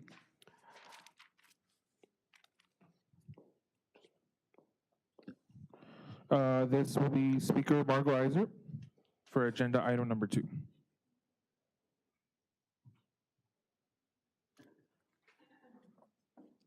Good evening again. Margot Iser, live in District 2. I have a little thing here. It's very obvious that the problems with the golf course started when it started being advertised. It was 18-hole world famous championship golf course, started being advertised as a country club. All of a sudden, hardly any people probably thought they could afford to come here. Turns out that the actual real golfers were using the Noisy Cannon as a clubhouse and meeting there and doing their things there. So therefore, now that there is no longer a real golf course there, I don't think there's any need for a clubhouse. And especially since the venues, notice Topgolf, are supposed to be entertainment venues with drinking and dancing and video game golf, then maybe we don't need to spend any more money on any kind of supposed clubhouse, because there probably won't be any real golfers there anyway if you need it. So I think, please, please, I believe no spending money on a clubhouse. Please, it's an unneeded thing. It's totally, it just would not be an appropriate thing, because there's already going to be places where whoever comes there can hang out if they want to. Okay, so this is why I'm asking a saving money measure. Just don't dignify what's being happened to the golf courses, calling it that it needs a clubhouse. And besides, it was never anything but a golf course, and there was no country club or anything like that. Did I say that? It's never been a country club. It was always just a little building up there where people who played golf would go and hang out. But then after it turned into an entertainment venue and all that other stuff, then it started not having as much money, because some people were intimidated to come because it's a country club, we can't afford it. So the real golf players, if they still come back, will actually, use some other facility for their recreation, after exercise recreation. So that and having a nice public park and green space nearby, that will help accommodate more people in a better way, more healthful way. Thank you. Do what we, the people, citizens, all my people, we really, from all over the city, need that. Mayor, that does conclude all the speakers for agenda item number 2. Thank you, Mr. Clerk. Ms. Salazar, are there any staff reports? We don't have a staff report, but we do have staff available to answer any questions that council might have. Thank you, Ms. Salazar. Moving down the line, Councilmember Tamayo, do you have any questions or comments? On item number 2, it does, in the a staff report, it does refer to attachment 3. And I didn't see that attached. Is it attached? And this is specifically the funding that will be, the spending plan for that item.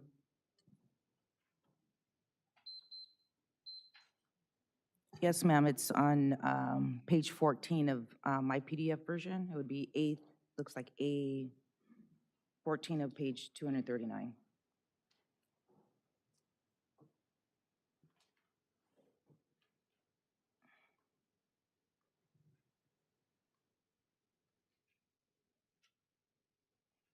So it's attachment B? Yes. Okay, because it was referencing a different attachment, so that was my question.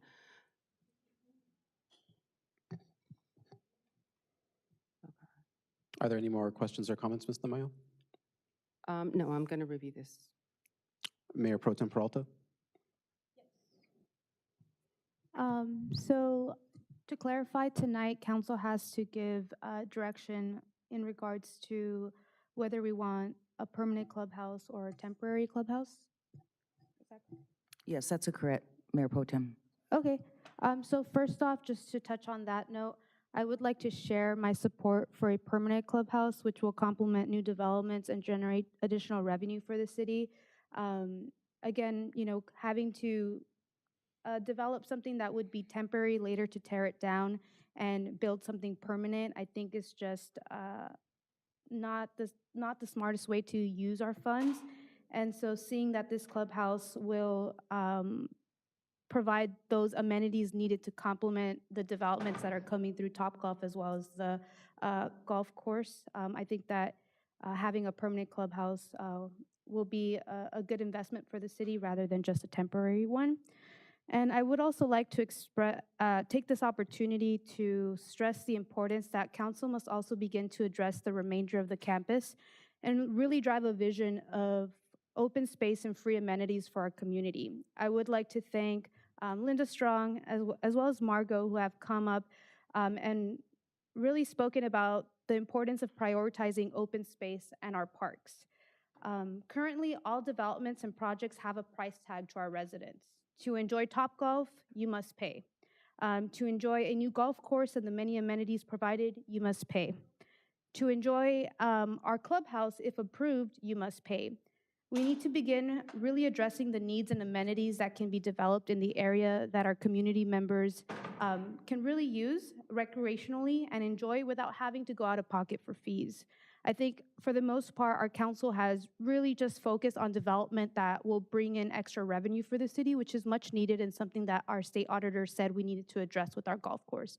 But I think right now, council also needs to begin addressing and prioritizing how we can ensure that the remainder of the golf course is for our community without the need to have them pay anything out of pocket, to use amenities on the golf course that they can recreationally enjoy, that will help with their physical, mental health, and just provide that level of entertainment that doesn't necessarily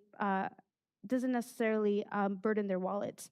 One of the ideas that was previously and has been talked about is a dog park, which I know community members have really demanded for years. And as I canvassed throughout Montebello, this is something that residents have always wanted. There's a lot of social media talk about that. And if you really go out into our park areas around 6 p.m., 5 p.m., all up until 8 p.m., you see families with their pets and using our open spaces that sometimes are not necessarily as safe or meant to be used in that way. Currently, the 9th hole nearest to the Home Garden Inn is an isolated area not impacted with current development. It has a parking lot that's already attached and being underutilized, and it has a community entrance by Via San Clemente. These elements, I believe, make it an ideal and very inexpensive opportunity for the city to develop a reasonable dog park for our community to enjoy. I would like for the council to consider giving direction along with this item to direct staff to bring back what that opportunity to develop a dog park would look like to open along the timeline of these recently approved new developments. And at this time, that concludes my comments on this item. Thank you, Mr. Mayor. Thank you, Mayor Pro Tem. Councilmember Jimenez. Thank you, Councilmember. Councilmember Melendez. I don't have any comments either. Thank you, Councilmember Melendez. To just voice my support for the idea that the Mayor Pro Tem is bringing forward. There is a massive opportunity in our current golf course that we are realizing on a section of it with the grand opening, well, not the grand opening, but with the ceremonial breaking of ground for Topgolf. We're moving down a path to really reimagine what it means for recreation and for play. And I think, in support of my colleagues' comments, the opportunity to start on a project that fundamentally addresses some of the morale and pride in our city and bringing forth the dog park, I think would be a fantastic addition to kind of reimagining the remaining spaces that we have. So with that being said, I would like to support a possible dog park and giving direction to staff to research that option and what that would look like. This evening, we're also considering what funds we're going to be using for this. And I will say on a personal note that I'm a little bit at a loss to see that general fund reserves are being considered for funding this project. I personally have been very vocal about the way that our American Rescue Plan Act funds are being used. We had a conversation very recently how the lost revenue category and those funds were allocated to our general fund reserves. So what this seems to be is calling the same thing by another name. There are funds that have been identified in other areas that I think would be appropriate and in fact very beneficial to use in this instance. One of them are the revenues from Home 2 Suites. There have been a lot of questions as to how our hotels have performed and how they're benefiting the city. It very recently came through our attention through a conversation with the city manager that there are about $5 million, I believe, that have been generated that are for use for the city, that could be transferred to our general fund and used for purposes such as this. So one of the ideas that I would like to put forward to my colleagues is that instead of using our general fund reserves to fund this clubhouse, that the revenues from Home 2 Suites and that $5 million that's left over from the waterfall of payments after paying our bonds and various obligations that's left over be used for this project. Also, we have noted at one point this evening that we've received, I believe, over $15 million from the sale of the water company. And as we've seen over the last year, particularly in the construction area with inflation and with the way that costs go, that we just don't know what things are going to look like 6 months, 9 months, a year from now. Markets are very unstable and everyone's worried about inflation. So I would further suggest that the proceeds from the sale of the San Gabriel Valley Water Company, to the extent that we're able to do so, be used to cover any overages or unanticipated expenses. And those would be my main recommendations there. Mr. Enriquez, you have some comments? Thank you, Mayor and members of the council. Just as a point of clarification, tonight there's actually not an appropriation recommendation. In the staff report, it does show our plan for covering these expenses. If the item passes today, when we return after bids with actual bid amounts, that recommendation will include an actual appropriation. And we are working to identify funds from the Home 2 Suites revenues that might cover a significant portion of these expenses. Perfect. That's very much appreciated. Thank you for that clarification. And The- further, Mayor, I'm sorry, can I further clarify that? Yes, please. Any revenues that are generated through the hotels, eventually part of that waterfall do end up in our general fund because that's how we have to record them. Thank you very much, Ms. Salazar. Very good. And thank you for those points. The way that the agenda item was written, just wanted to make sure that we have a little bit of clarification. So as staff looks at funding, that council's direction is very clear. Thank you. Thank you, sir. So with that being said, if there is are there any other questions or comments? What, would you be able to repeat the motion again? Not a motion yet, but I think there were some items that were being bundled up together. 'Cause last time when I tried to get clarification, it's too late in the process, but. Thank you. This is the perfect time for questions and comments. Ms. Jimenez, you also had your hand up? I have a question about the dog park. So while I do love dogs, and I had to give my dog to my mother because I have 2 cats. Earlier actually last month, we received an email from one of the gentlemen that manages the hotels up at the golf course, and where he sent an email, and he sent it to all of us, where he stated that he was looking forward to a new community dog park, clubhouse, and the remaining 3 agreements. Now, this is very concerning for me because I live in the south side where we have 2 very neglected parks. While our community does need a dog park, I also feel that my community in the south side needs a lot more attention, particularly in the Holyfield Park. And this is not this administration's fault because this has been neglected for a really long time. So I'm just concerned about this request, and I would not support it right now. But I do want to ask our assistant city manager with regards to funding the dog park up there. The dog park at the golf course campus? Yes. Yes, so in respect to that particular project, following up with what the mayor referenced, we do have some hotel residual money that can be used for that campus and that purpose, and can also be used for, at the discretion of council, not just there, but anywhere, because it does go to the general fund. Okay. Well, again, this is very concerning because we had a gentleman who was actually, I guess, they're not consultants, but We have management agreements. management agreement with these folk who were already sort of ahead of the game here, looking forward to the community dog park. So this is, again, really troubling. Thank you, Ms. Jimenez. Mayor Pro Tem? Yes, so I would just kind of, reinstate that I think generally speaking, as council, despite districts, it's important to be supportive of things such as open space and amenities that all our residents are able to enjoy, no matter what district you live in. For example, Councilmember Melendez had a really great idea about bringing a community garden to Grant Ray Park.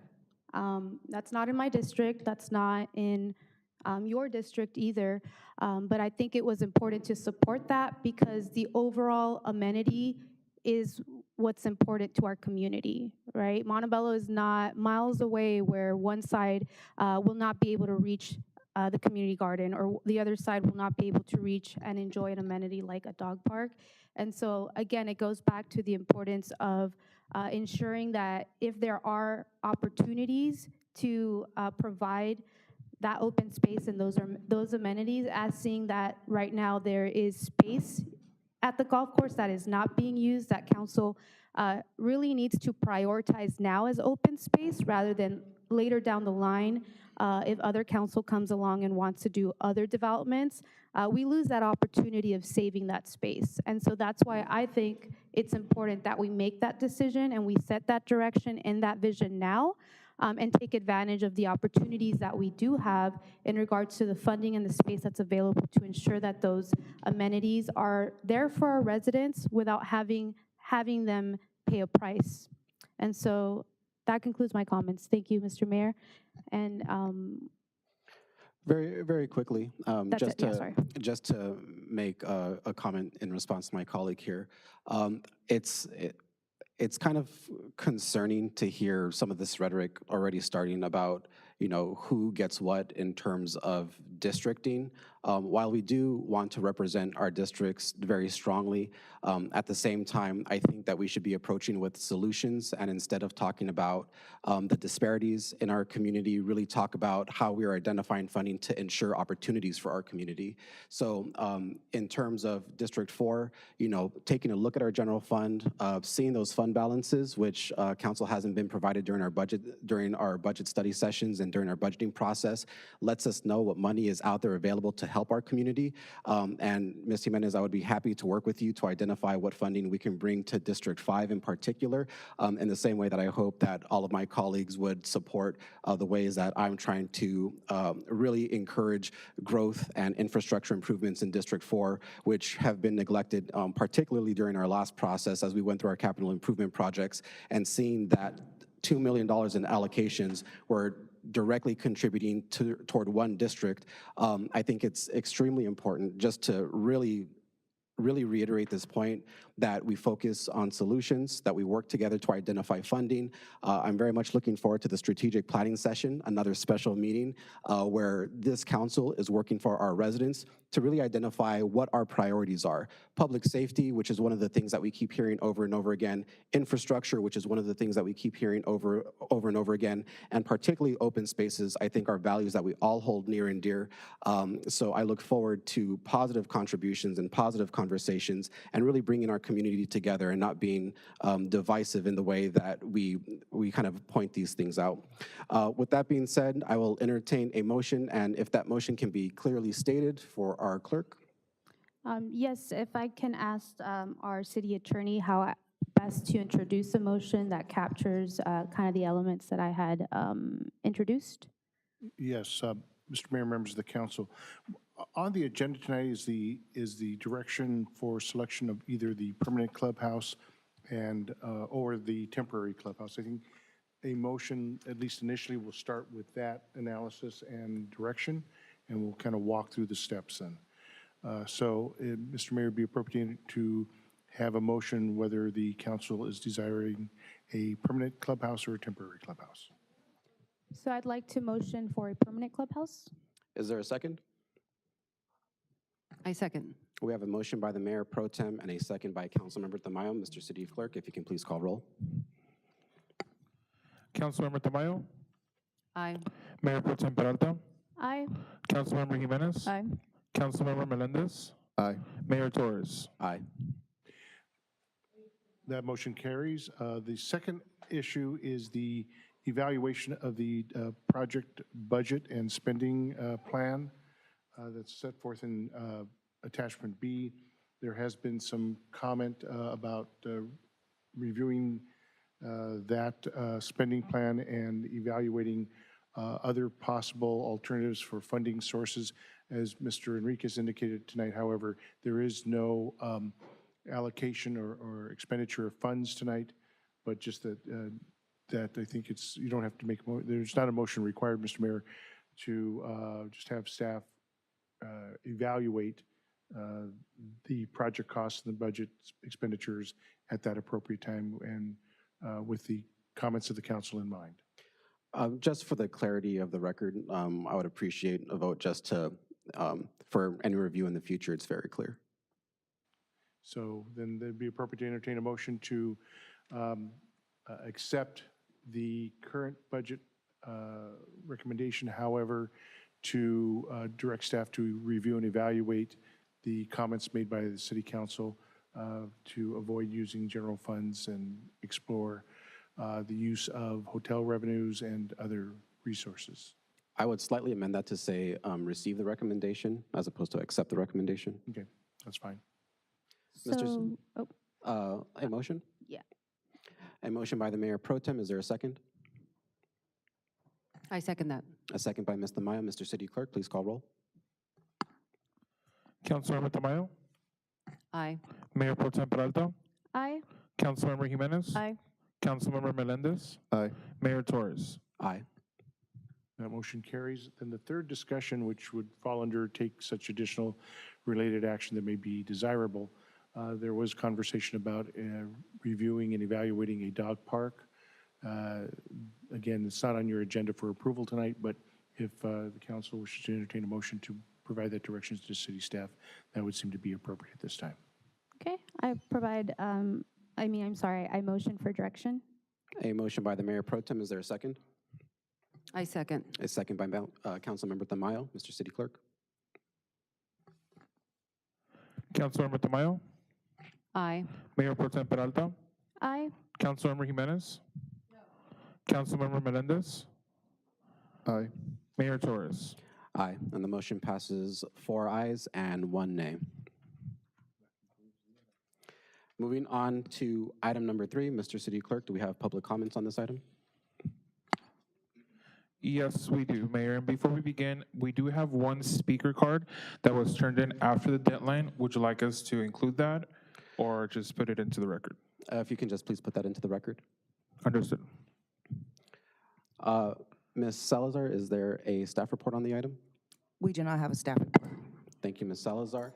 Up for council discussion, Councilmember Tamayo, are there any questions or comments? And I apologize, I didn't read the title of the item here.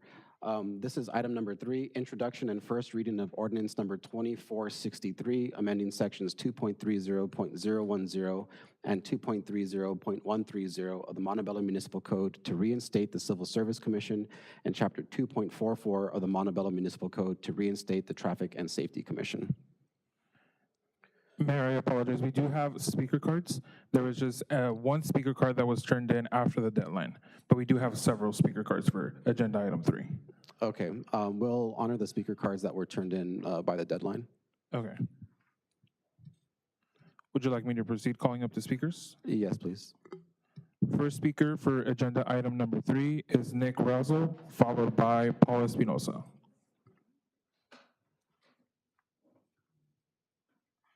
Honorable Mayor, Mayor Pro Tem, members of City Council, good evening.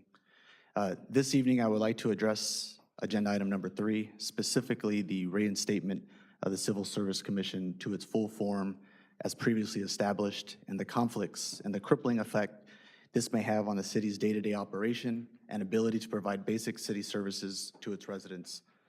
The Civil Service Commission was previously established under a city administrator form of government, circa 1945, that provided the city administrator with limited authority and discretion over personnel administration. Since that time, a city manager form of government was established in accordance with the Montebello Municipal Code, Chapter 2.04, establishing the city manager's duties and authorities as follows. Serve as the city's personnel officer.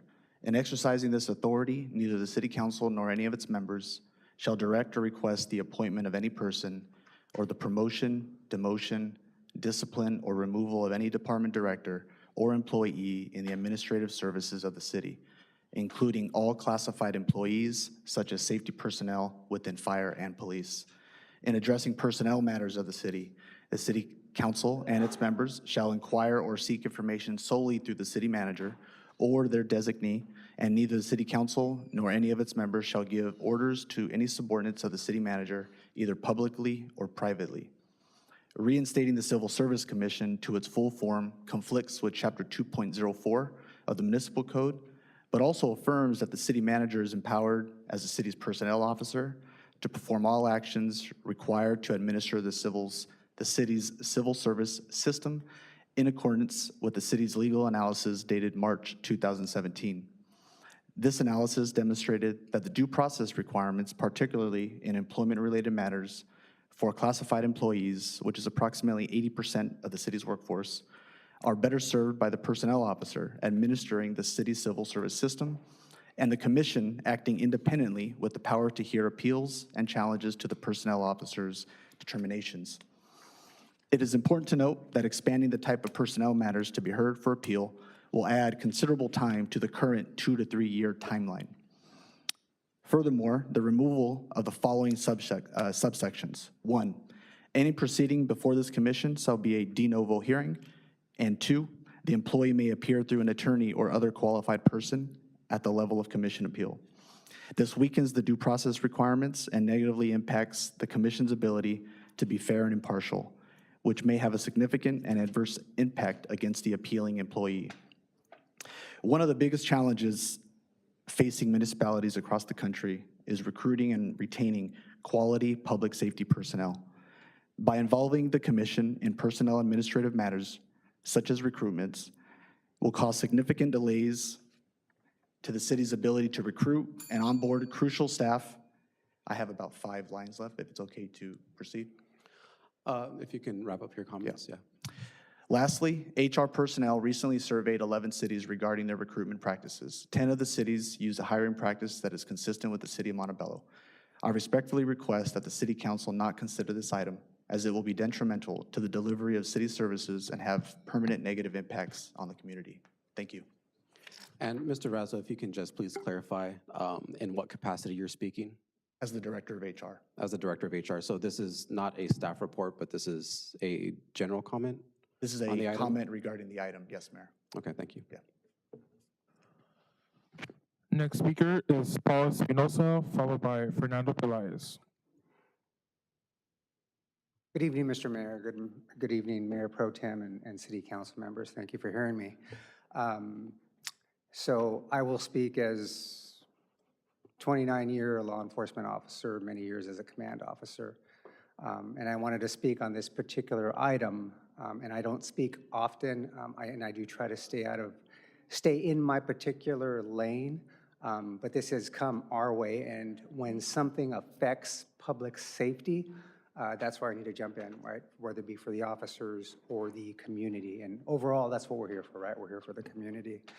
So on this particular process, the way I read it, I believe Mr. Razo had mentioned that it's going to slow down quite a few different things, right? And so when you have a commission meeting once a month, and could be quorum issues, whatever else, and maybe they don't meet that month, we here in Montebello, just like national law enforcement, we are having trouble recruiting and hiring, right?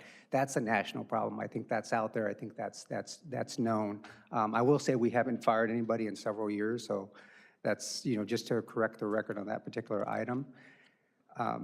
However, when it comes to the process, when I lose an officer, if I lost an officer today, it takes me at minimum, if I have somebody that's applied and ready to go and interviewed, it takes me 18 months to get that officer in the field. More like 2 years, because again, keeping in mind, they've taken the test, they're ready to go now. But usually that's more like 2 years. So we add to that, we're compounding some of the issues that some of the community members have already spoken of earlier, right? Regarding us losing people, as many agencies are, right? I need to be nimble. I need to have that flexibility as a chief of police, as an officer within that hiring range. If there's something else you would like to see or know, or reports on the process, on the systems, on what we're looking for, please let me know. I'm here to do that. I'm open. The process as it is very competitive, right? So if we could have officers applying to Monterey Park, Whittier, and Montebello, right? And if we have an idea from the backgrounds investigation that they are looking around, we need to be nimble. Like, we have to get that authorization to hire in as soon as we possibly can, right? And some of what this, in addition, what this commission is also will be looking at, from the way I read it, is testing, applications process, and things like that, right? And even with that, right? So we just had a sergeant's test, and it was somewhat successful, but I'm probably going to have another one, like, really soon. I have to have those filled. So I'm going to fill off the current list that I'll have coming up, but within a month or two, I'm going to need another testing process, right? And, you know, God bless HR, even with that. Sometimes that takes me a couple of weeks just between inboxes and getting the city manager approval. So please, I ask you to consider that. Thank you. Next speaker is Fernando Pelaez, followed by Will Severo.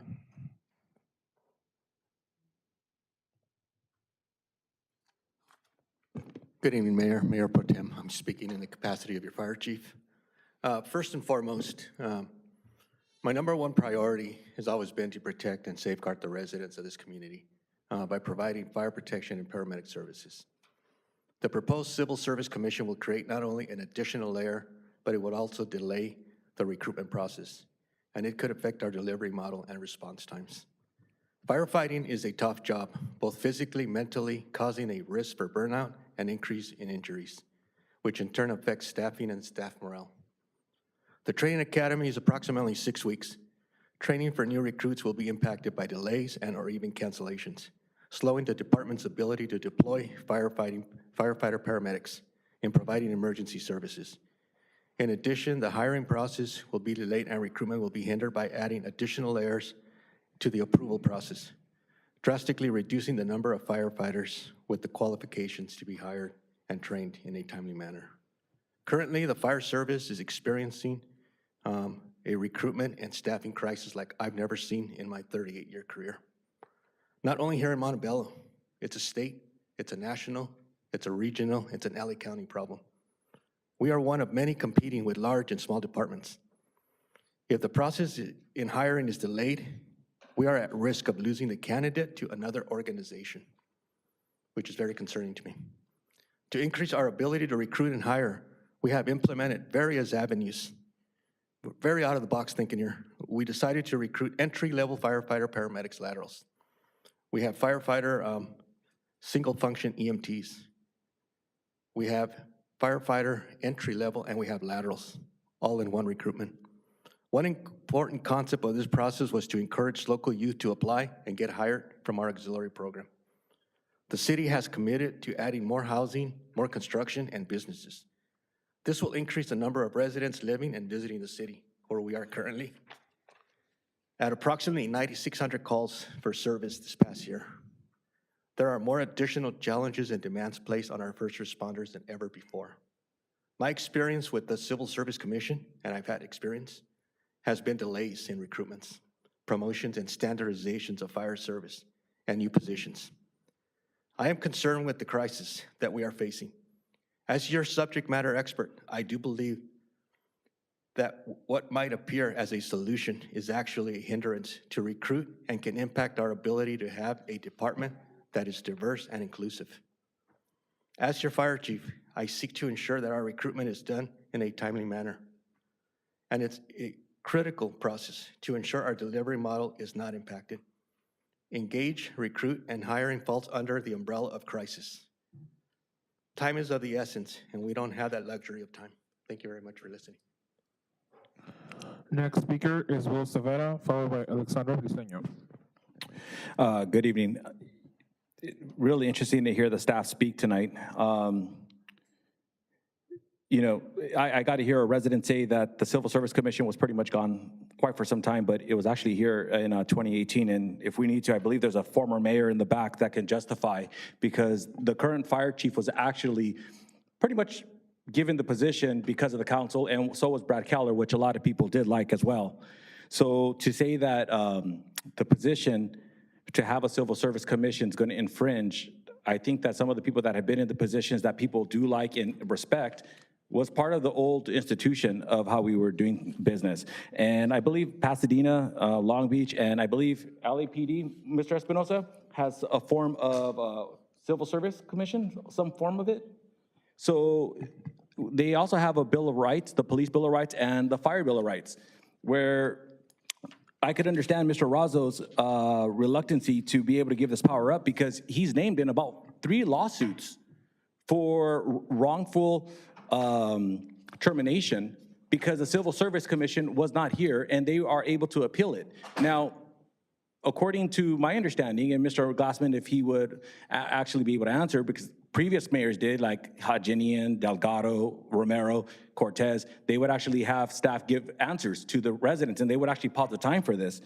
But the reason why I bring this up is, if the state law is you have a Bill of Rights for both of those 2 departments, and now you're giving a contract that's going to conflict with it, then it seems like his contract's already in an issue where it shouldn't have been put in that way. And just because you give this contract, you would have to change the MOUs, and all the employees would have to sign it. Some of these employees that have been terminated in the last 2 years, and there's a lot of them, unfortunately, because they've been terminated, they never signed it on their MOU, so it's going to create a lot of issues. And we're doing a red herring again, saying if it's an emergency, we're not going to be able to do X, Y, and Z. Almost every single one of these items, whether it was appropriations for financing to fix the vehicles, it's already built in for an emergency to take immediate action.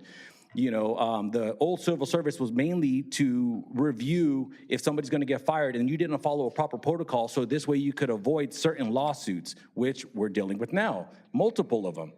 Between Navarro, between Chavez, Carrera, Creswell, I mean, the list goes on. And for people to act like this is not happening and you're naming the city manager in this and you're naming the HR director, and then you're going to complain and say, we cannot have this, it's going to delay us. The biggest problem that the city has for keeping people here and recruiting is they all know the internal drama. It's either you're on the Hatfields or you're on the McCoys. On either end, whoever's in charge, the opposite side's going to feel that they're being punished.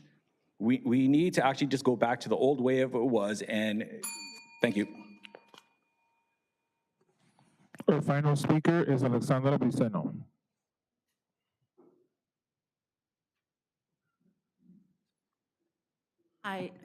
I know Yvette turned in a card, and I want to make sure if she's going to be able to speak. Could I ask that?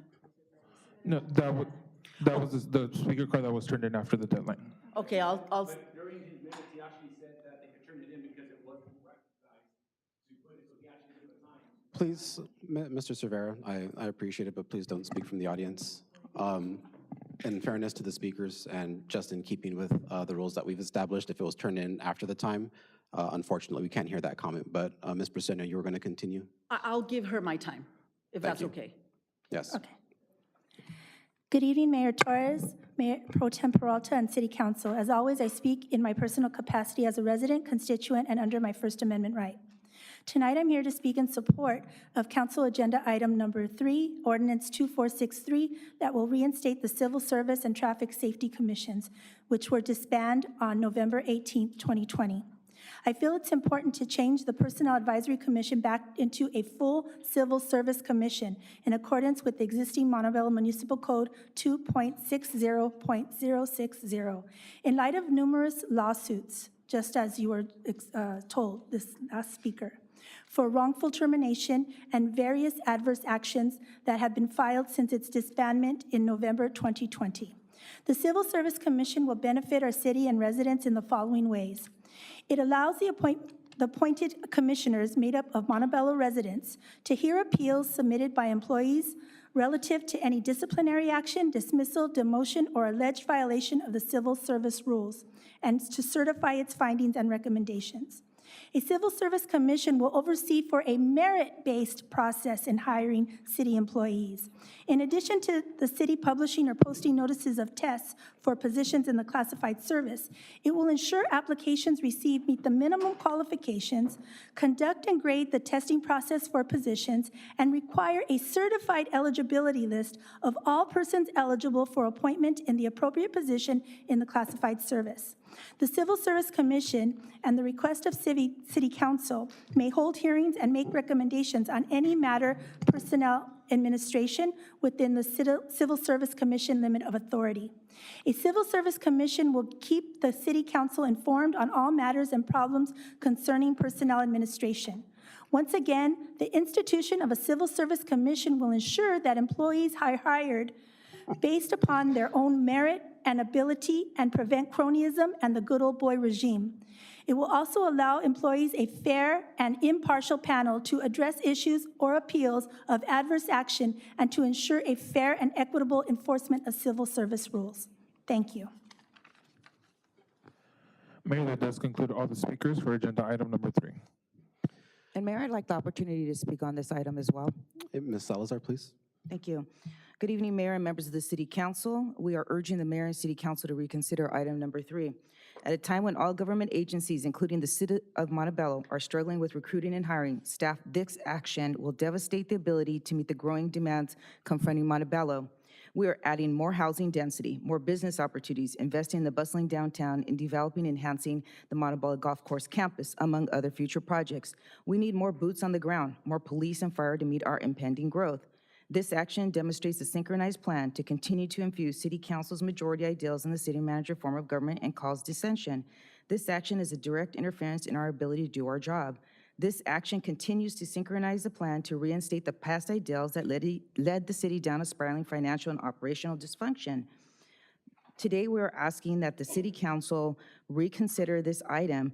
This week, I've had the opportunity to meet with at least 4 of the council members to discuss this item. We also sent a memo regarding some of the challenges that this will have.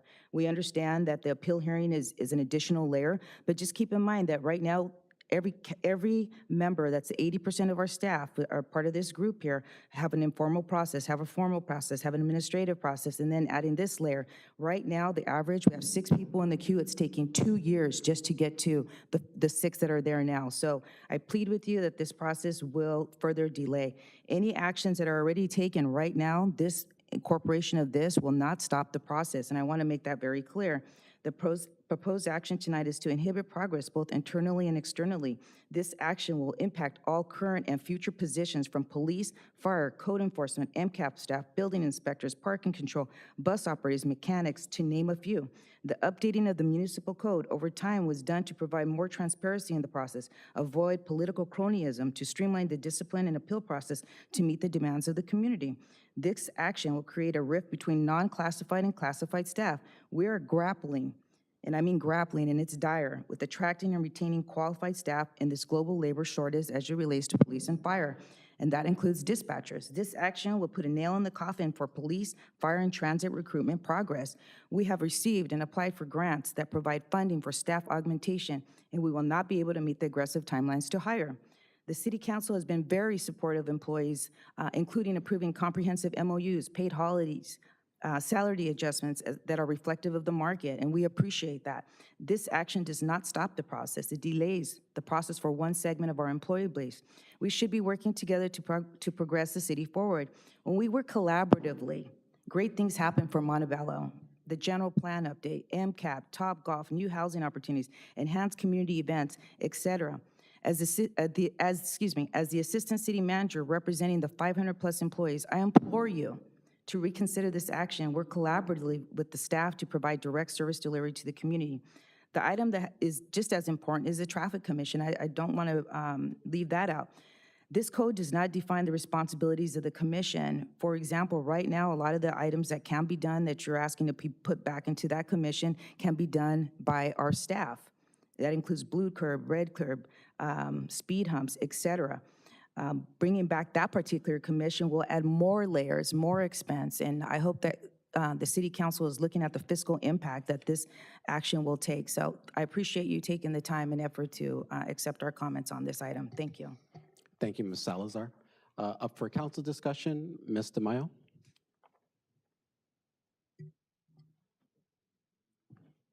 No comments at this time. Thank you, Councilmember DeMaio. Mayor Pro Tem Peralta. Yes, so I think if I heard correctly, this committee was implemented, this commission, Oversight Commission, was implemented in the late 40s, is that correct? So from the late 40s until 2 years ago, this commission was operating, and 2 years ago it was disbanded. Just for clarification, Mayor Pro Tem, the commission was not disbanded. It was changed to a personnel committee. So personnel advisory, excuse me. I know there's another acronym for it. So it was not disbanded, neither was the So traffic. it was transformed, thank you so much. It was transformed into a committee with more limiting power. It still has representation from the community. Ms. Salazar, if we can let the Mayor Pro Tem finish her comments, and then if you or the Human Resources Manager would like to respond, you can do so at the conclusion. Yes, thank you. So this was an operating commission for longer than I've been alive. 2 years ago, the Civil Service Commission was transformed into a committee that now only hears termination appeals from our employees and no longer addresses any other adverse actions such as unfair practices or other violations of personal rules governing employee relations, discriminatory practices, grievances, and more. Our employees who experience discriminatory practices, grievances, or any adverse actions from retaliation to harassment are no longer heard at that level of an oversight commission. Our employees are silenced without the opportunity to address their grievances. Now, I ask my colleagues, are you okay with this? Our employees' rights were removed, and are you okay with this? Cities such as Burbank, Glendale, Long Beach, Ventura, Culver City all have civil service commissions with a city management form of government. The importance of reinstating the commission to its full form is to protect our employees' rights and the security to their jobs, as well as to ensure and independently review the process of any adverse actions by the city against employees to limit any potential liability or lawsuits from these employees later down the line. By reinstating the commission, this council is reinforcing the security of our employees, their rights, their jobs, while providing an independent review to ensure that our actions as a city, any adverse actions as a city in these matters, protect both the city and the employers who are providing for their families. The commission was a right and a benefit that employees have historically benefited from while working for our city. Reinstating the commission is not reinventing the wheel or adding anything new. This commission has been operating and was supported prior to it being transformed into a committee in 2019. I think it's unfortunate that standing up and demanding protections and employee rights is now considered to be politicized. Council really does have the authority to implement safeguards and protections through policy direction. Council voting against this is basically saying we don't value you as rank and file employees enough to prioritize your protection and rights and your jobs. Now, I understand that there are some concerns in regards to this, and I'm open to hearing my colleagues in regards to how to best address these concerns. But I think, again, as council, we should be prioritizing a commission, an oversight commission that is meant to protect our employees when they are experiencing adverse actions by the city. Taking this away, I believe, was unjust. And for all our employees, rank and file employees, who lost this right and this benefit, I think is very unfair. And so at this time, that concludes my comments until later. Thank you, Mr. Mayor. Mayor, may I clarify something with that the Mayor Pro Tem mentioned? Yes, please. Thank you. Mayor Pro Tem, just to clarify, the grievance procedures for all classified employees was not taken away. There are still 3 levels of grievance appeal: informal, formal, and administrative, all the way up to the city manager. I just wanted to clarify that. But to the Mayor Pro Tem's point, that's only for terminations, correct? Terminations are still being heard by But the... that's only Personnel terminations, Advisory. correct? Was that? That's only terminations, correct? Correct. Just terminations for the Personnel Advisory Commission. Correct. So there were rights that were taken away because other adverse actions were included under the Civil Service Commission, and that's in the language. Well, again, grievance appeal has always been the same, which is informal, formal, and administrative. As for the Personnel Commission, committee, to be clear, it's only for terminations. So that's just a matter of what's written in the legislation. Right. Councilmember Tamayo, any questions or comments? I'm sorry. Councilmember Jimenez?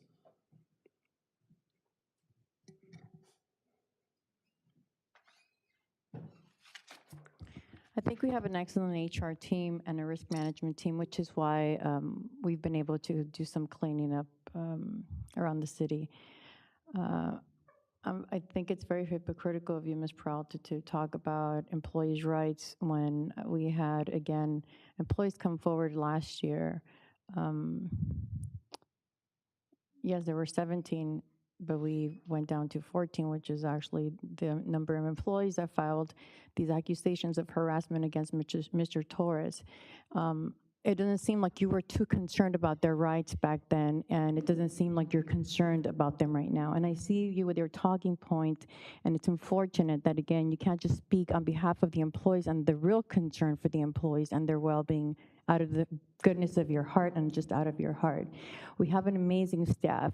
You just had professionals up here right now. And yes, The chief is a professional, Chief Pelaez, Chief Espinoza. I only met Chief Espinoza when he came on board last year, Chief Pelaez when I was elected, when some of us were elected in 2018. And you just heard from our own assistant city manager. We just told you and reminded you how detrimental this would be to the progress of our city. We've had members in the audience earlier tonight that live in council members in David Torres's district, and they're concerned about our safety, the same issue that's just all across the board.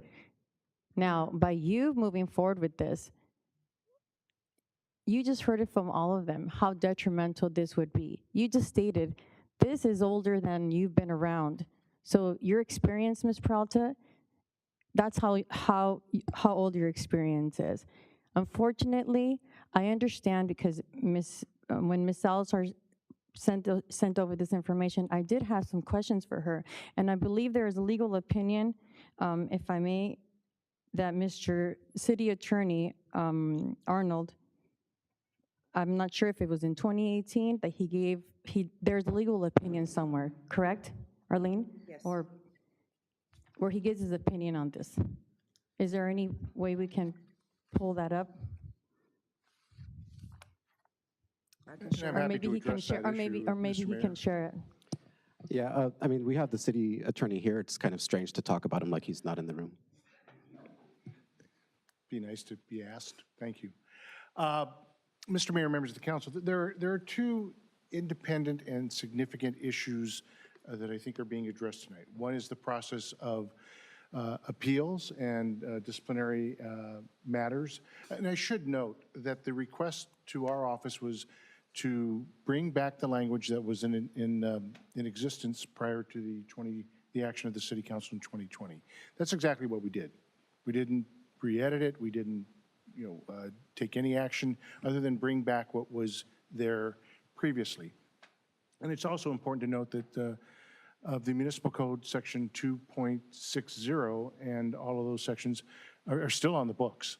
That was not repealed when the City Council took its action in 2020. So that's one element, which is what types of matters come to the Civil Service Commission for review and appeal. And under the previous language, and also what's before you this evening, is pursuant, and I'll read from section 2.30.130, the duties of the Civil Service Commission, and this is actually from the previous, exact previous language of what was in existence prior to 2020. And it states, pursuant to the rules set forth in chapter 2.60 herein, to hear appeals submitted by any person in the classified service relative to any disciplinary action, dismissal, demotion, or alleged violation of chapter 2.60 or the civil service rules, and to certify its finding and recommendations. So that's been on the books for quite some time. But that's still before the council for your consideration of what the council feels is appropriate to be, if you do reinstate the Civil Service Commission, what matters are appropriate to come before that body. The second, an independent element, which I think Councilmember Jimenez was referring to, and actually I need to ask the Assistant City Manager, I note that you prepared a memorandum dated March 6th, 2023 to the mayor and the mayor pro tem. Yes, And was this distributed to the entire City Council? it was. Okay, thank you. That addresses a number of concerns expressed by the Assistant City Manager, I think, that have been re-articulated by staff. But that second component really addresses who has the right to certify appointment lists. And in 2017, our office, and I would still uphold that this is a correct analysis. This was prepared by Mr. Cardinale, Assistant City Attorney then and still now. It provides that his final conclusion was, based upon his analysis, it was the opinion of this office that the personnel officer, in that case it's the city manager, is vested with the authority to certify employee eligibility lists. The commission has the power to hear appeals and challenges to the personnel officer's determinations in that regard. So it is not, all of this analysis is not looking to change or alter that process, that there is a eligibility list that is presented to the city manager. The city manager has the right to review and evaluate and make appointments. And we would stand by that opinion. So if there is a belief that the action and possibly, if the council wants to direct our office to reevaluate the longstanding language that's been in this ordinance, we're happy to do so. But I should state clearly that, for the record, that based upon the review by my office back in 2017, and I still believe it's a valid analysis today, that the personnel officer is vested with the authority to certify employee eligibility lists. Thank you, Mr. City Attorney. Councilmember Jimenez, are there any other comments or questions? Why would you allow then the current language, Mr. City Attorney? Can you repeat the question, please? Yes, like why, because this was put on the agenda clearly because either you, David, or the council majority asked for this to be put on the agenda. That's correct. That was brought forward through council orals. Now that, we hear, at some point, Mr. City Attorney, I would think why wouldn't you just say that the language is contradicted your opinion? Well, Mr. Mayor, members of the City Council, it's not my job to set policy. Never has been my job to set policy. Excuse me, Mr. Mayor, I was responding to the question, and with all due respect, I would appreciate that the councilwoman allow me the opportunity to conclude my comments. Please continue, Mr. City Attorney, and if the council member can please respect the city attorney while he's speaking. Yeah, the opinion that I've just cited is an interpretation of what's in the ordinance.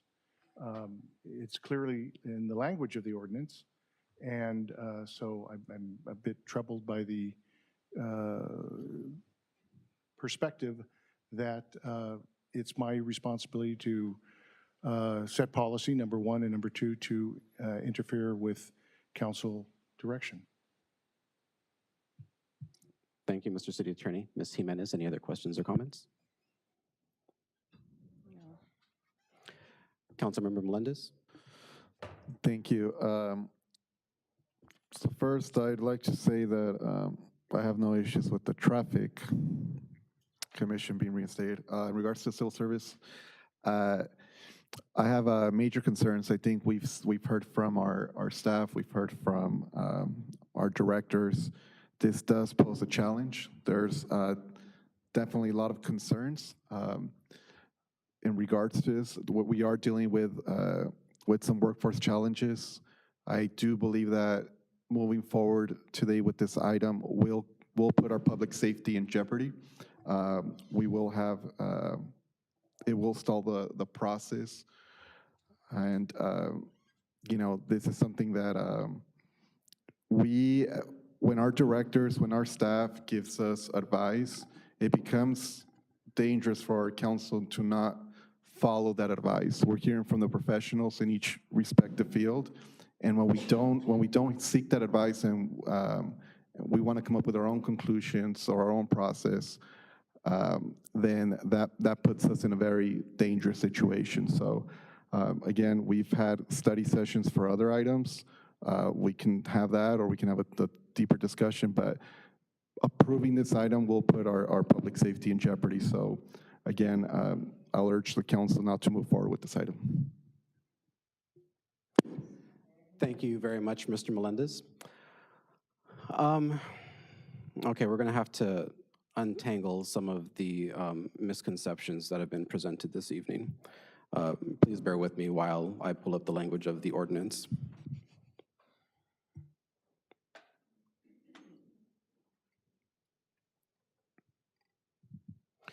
So a lot of the comments that we've heard this evening, I agree would be concerning if only they were true. The actual language of the ordinance, if you read it, is very different than the comments that have been presented and the characterization of this ordinance. I would like to very respectfully ask our chiefs and the human resources manager, Ms. Salazar, if your interpretations were discussed with the city attorney before presenting them this evening. Ms. Salazar, you said that they weren't in conference with them. Mr. Razzo or the chiefs? Okay, so the city attorney has provided some clarification as to what the language in this would provide. I would very much encourage that those conversations happen, because I think we can really clarify a lot of the misconceptions that exist, and I think it would lead us down a better path, and our residents wouldn't be so fearful about some of the changes that are coming, which really are meant to support our community, to support our staff members, and to really further this idea that Montebello is a fantastic place to work. And I have several points that I've drawn up from the conversations here this evening. First of all, there's this idea of the city administrator form of government versus the city manager form of government. It's something that's thrown around regularly. To be very clear, there is no clear distinction between the two. It's a term of art within the community. It's generally assumed that a city manager handles personnel and a city manager doesn't, but you will be very hard-pressed to find any two cities that are exactly alike in the way that they run their operations. It is a scale of gray between all kinds of different regulations. It is very, I would say that it's very gray as to this idea of city administrator versus city manager. And the history of the Civil Service Commission in Montebello highlights how gray this area is. Because in 2017, when the Civil Service Commission existed, after the establishment of a city manager form of government by one of our former colleagues in 2015, this commission was supported by a city attorney opinion that the city manager ultimately has the authority to hire, to fly positions, among various other things. And I want to talk about facts, and I want to talk about language, because we've said what our interpretations are, but what does the language actually say? If we go to section C, which is the section that's of concern that we've heard this evening. Now, under the powers and duties of the Civil Service Commission, let's read the entire paragraph and not just the first sentences. Section C says that the Civil Service Commission has the power to publish or post notices of tests for positions in the classified service. We've heard that this evening. To receive application, therefore, to conduct and grade tests. We've heard that this evening.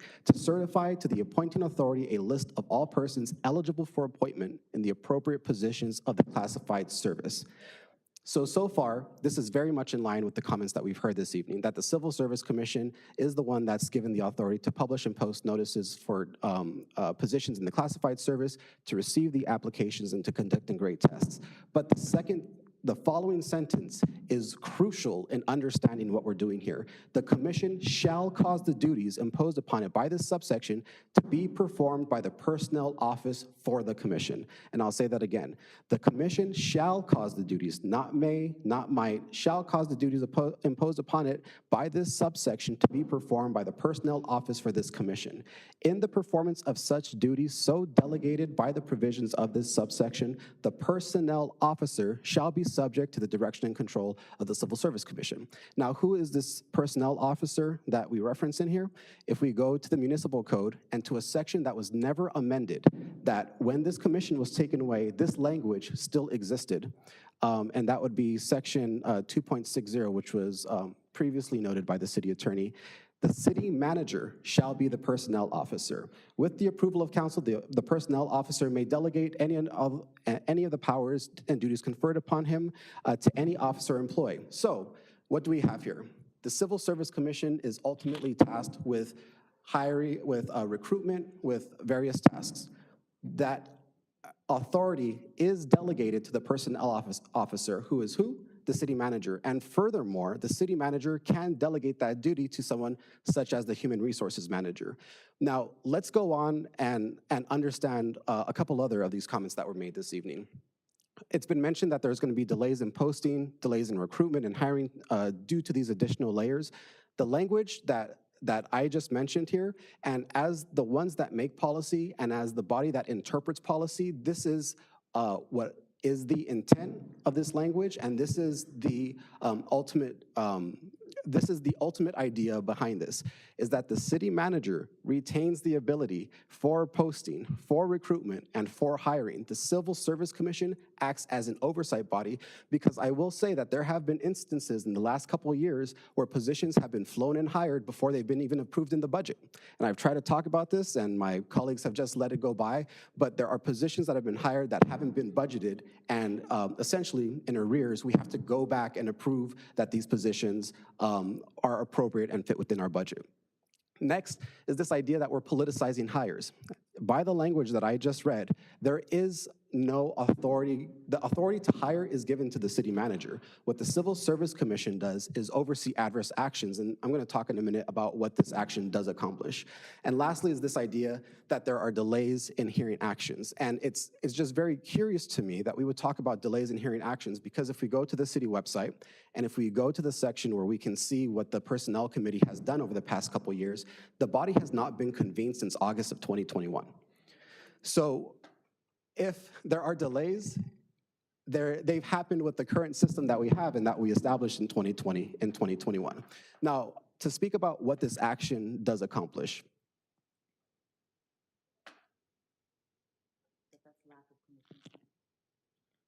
Correct. Lack of commission appointments is definitely key.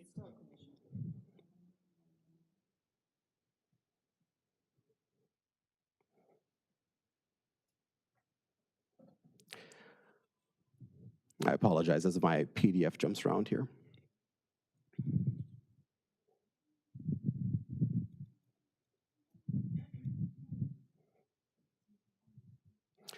So to reiterate, because this cannot be stressed enough, the authority of the Civil Service Commission is about oversight. It's not about controlling the recruitment process. It's not about controlling the hiring process. The city manager ultimately retains that authority. Chiefs, your recruitment and hiring will not be impacted because the city manager will retain the power to fly positions.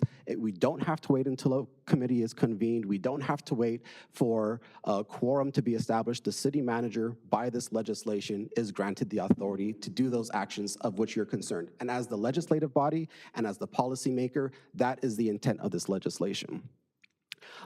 Second, I would like to note a historical point. This is a point that I brought up a couple years ago that also went by the wayside. When it comes to working conditions, changes in working conditions need to be negotiated with unions. I asked the question very directly if by removing the rights of employees to challenge and to have their adverse actions heard in front of a body, if that is a working condition and if that needed to be negotiated.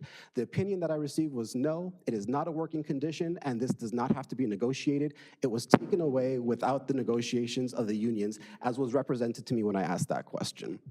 So when we're talking about employee rights, the right to have a body hear those actions and those adverse actions is extremely important, because as the human resources manager and director just stated, the only thing that they hear now are terminations, as opposed to adverse actions, which could include things like reductions in pay or changes in hours or other adverse actions. Well, I guess for my last 2 points, I've already kind of covered them in my comments, but just to summarize my comments, there are not going to be delays in the hiring process because the city manager retains the authority. This does respect the rights of employees and brings back valuable rights that they used to have. And I understand the concerns of my colleagues, but as we just heard, the opinions of our directors and our staff were not passed through the city attorney, which I believe would have clarified a lot of these misunderstandings about what we're passing here. With those comments being said, are there any comments or questions on this item? Mayor, I'd just like to request if maybe staff can answer some of the questions, or if they have any clarifications on anything that you brought up. Yeah, just for clarification, when it comes to the holding of commission meetings, you mentioned the August 21st date. Getting a quorum for a commission, especially for the Personnel Advisory Commission, is definitely tough. There's legal counsel for the commission, there's legal counsel for the city, there's representation for the appellant, there is transcribers, there's translators. Trying to get a quorum for an item is definitely difficult. I would say probably the most difficult of all the commissions. Not a committee, but a commission. With the 6 current appellants that we have on our docket, we are estimating probably in the 2 to 3 year range, just because of the difficulties in getting a quorum, and having the appropriate personnel there to ensure that the commission can hear the termination appeal. Adding and expanding the role of the commission to hear other grievances, again, where there is already 3 levels of appeals for grievances the way it stands currently, would then add to the list that the Civil Service Commission appeal that would then hear which would then extend the timeline for those. So we could have a termination appeal that has obviously a huge monetary effect that's waiting in line because of other grievances that have already been heard 3 times that are non-monetary in effect. And I use this example, but we had recently, I believe it was maybe that one in August of 21 where an employee appealed 3 levels. It was requesting an apology. And we had to take that to the commission. And that was something that superseded another appeal that had to do with the termination. So again, it will expand the role of the commission. It will definitely expand the timeline for matters and for appellants that are waiting in line. And again, the timeline already is quite extensive, just due again to the nature of trying to receive enough, the appropriate personnel to attend such meeting. Mr. Mayor, if I may, and I agree with the fact that the current system is a much more streamlined process. Again, that's a policy decision by the legislative body. If language was to be added into the ordinance that states that termination matters should be set as a priority above all other review, would that assist in trying to shorten that hearing process? So when it comes to the terminations, again, with the 6 that we currently have on the docket, 2 to 3 years, that would, so if someone was to grieve today on a non-termination matter, again, those would then come at the end of those. Currently, we take to the commission in the order that they're received. So that would obviously conflict with that. However, it would streamline for the terminations to be front-loaded, but even front-loading takes multiple years.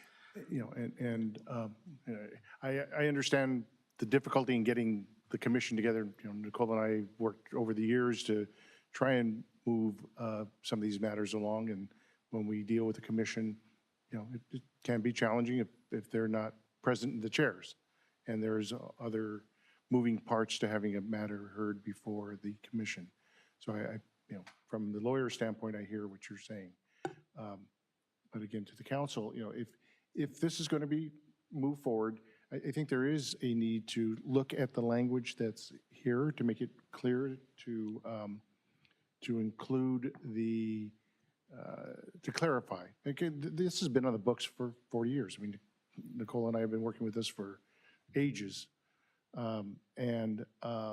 You know, maybe it's time to revisit and re-examine, but I think the fundamental issue of the council for, you know, if it's council's pleasure to reinstate the commission, that's a policy decision in terms of tweaking the language to best implement the commission process and to clarify some of the components. My office is able to do that, and you know, we're always open to hear from the assistant city manager, the HR director, the police and fire chiefs. You know, I am kind of disappointed and surprised that my office wasn't contacted, and I received the memorandum from the assistant city manager with our 2017 opinion, and you know, I think, you know, if it was intended to kind of rub my nose in it, I'm not backing away from that opinion, nor would I ever. Actually, I was those using are just that to my comments, support. Mr. Mayor, and I'll turn them back over to you. Right. Just very, very quickly, Mr. Melendez. With some of the comments, Mr. City Attorney, that you mentioned here, I think that that is an opportunity for our very talented and our very knowledgeable staff to create administrative policies that guide the internals of how the process works, because as far as I read in the language that's presented here, there is no prescription for the order in which appeals are heard. There's no prescription on which take precedence over others. I believe that ultimately, as I mentioned, the intent of this legislation is to ensure that employees have the ability to have a range of adverse actions heard before the Civil Service Commission. However, the way to best effectuate that, and as the ones that manage our day-to-day operations, that falls to the city manager, the assistant city manager, and our directors. I don't know if we need to get so granular in the legislation to say this is how we're going to manage it. You guys are the professionals that deal with this on a day-to-day basis, and I believe internally that staff can come up with a policy that can make sure that these are addressed on as expeditiously as possible. Mr. Mayor, Melendez? if I may, just for Oh, yes, sir. clarification, yet regarding the order, and you probably know as well, in the HR world, binding past practice, it means something. So when the city started this process, you were here 22 years? 22 years. 22 years? Over 22 years ago, that becomes a practice. That becomes something that HR is then held to. So we do take that, even prior to myself being here over 3 years ago, I had to take into consideration those practices that were here before me in a way of honoring the practice that was already established here in the city of Montebello. Every city has its own practice. There's past practice, and Arnold would know this, but there's binding past practice. But again, so although those things are not mentioned, those are things that not only do we know, not only do I know, and Nicole knows very well, but also our employees know that. So if we were to take those out of order, trust me, I would have quite a few people knocking on my door because they know that as law, but because they know that's a past practice. And I think that's where council can step in to support our directors, to support the efficient day-to-day operations. Just as this policy was taken out, I feel by reintroducing it and bringing it back, it's a bit of a tabula rasa, where we have the ability with our team to prescribe something that may be more efficient. So I mean, I understand leaning on past practices and past history, but as we've seen with some of these policies going back and forth, things are getting erased and washed away and brought back again. And so I think in the same spirit of moving forward efficiently, having the authority to reimagine the process within the bounds that's prescribed in this ordinance would be appropriate. And I apologize, Mr. Melendez, you had another comment or question? Yeah, thank you. Yeah, my only comment was going to be to maybe for the council to consider either some type of, based on all the information, the dialogue and the conversations we've all been having here, to either have some type of study session, or I know I understand it's a first reading of the ordinance, but either have a study session or table this item for more discussion and for the opportunity, possibly the city attorney's office and staff to, have a deeper dialogue on this. Thank you, Mr. Melendez. Are there any other questions or comments? Seeing none, I will entertain a motion.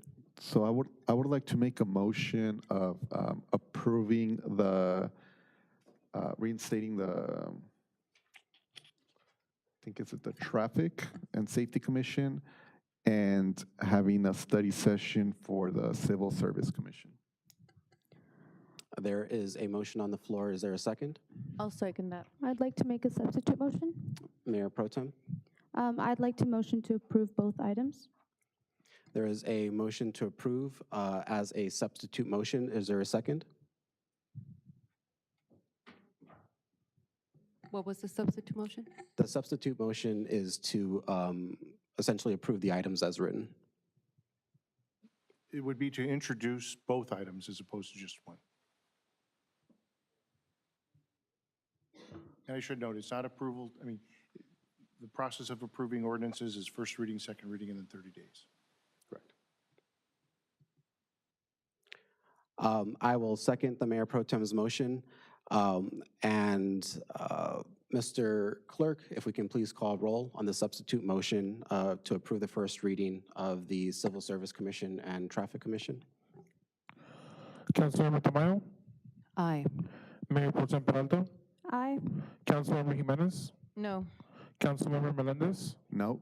Mayor Torres? Aye. The item passes 3-2.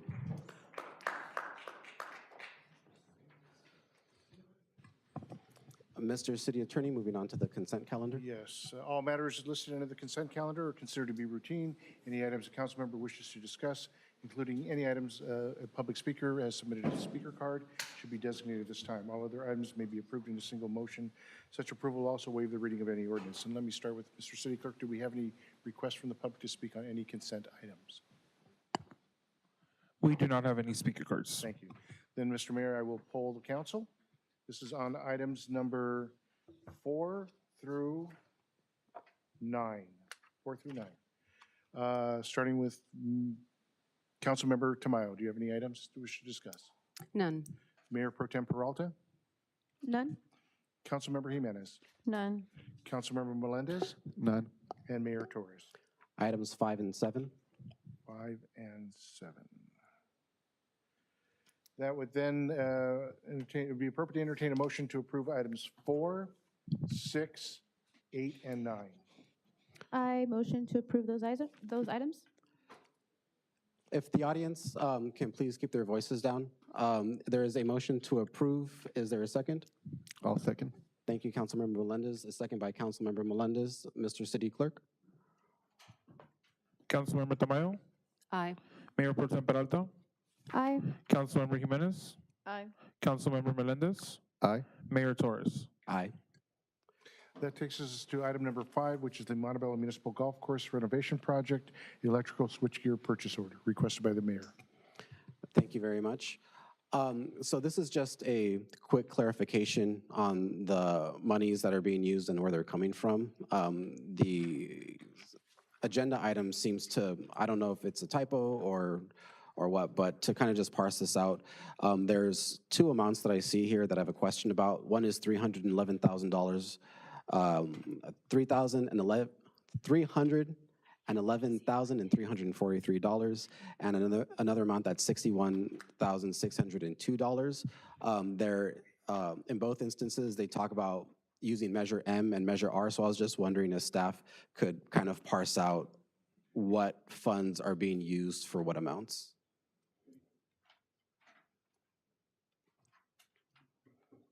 And again, that's like in particular regard to the 311,000 and the 61,000. Yes, we'll have our Director of Finance speak to that item. Thank you, Ms. Salazar. Director. Yes, Mr. Mayor, Council, thank you. I apologize, I don't have the staff report in front of me, but from my recollection, the original project was funded using Measure M and Measure R from LA County Metro. Thank you.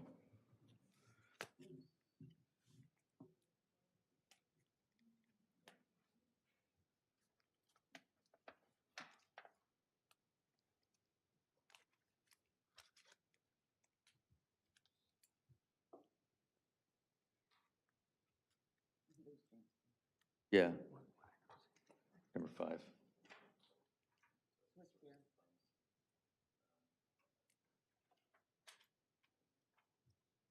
Wait, okay, my apologies. This is the, item number 5 is the golf course renovation project. Bond funds. Yeah, this is bond funds.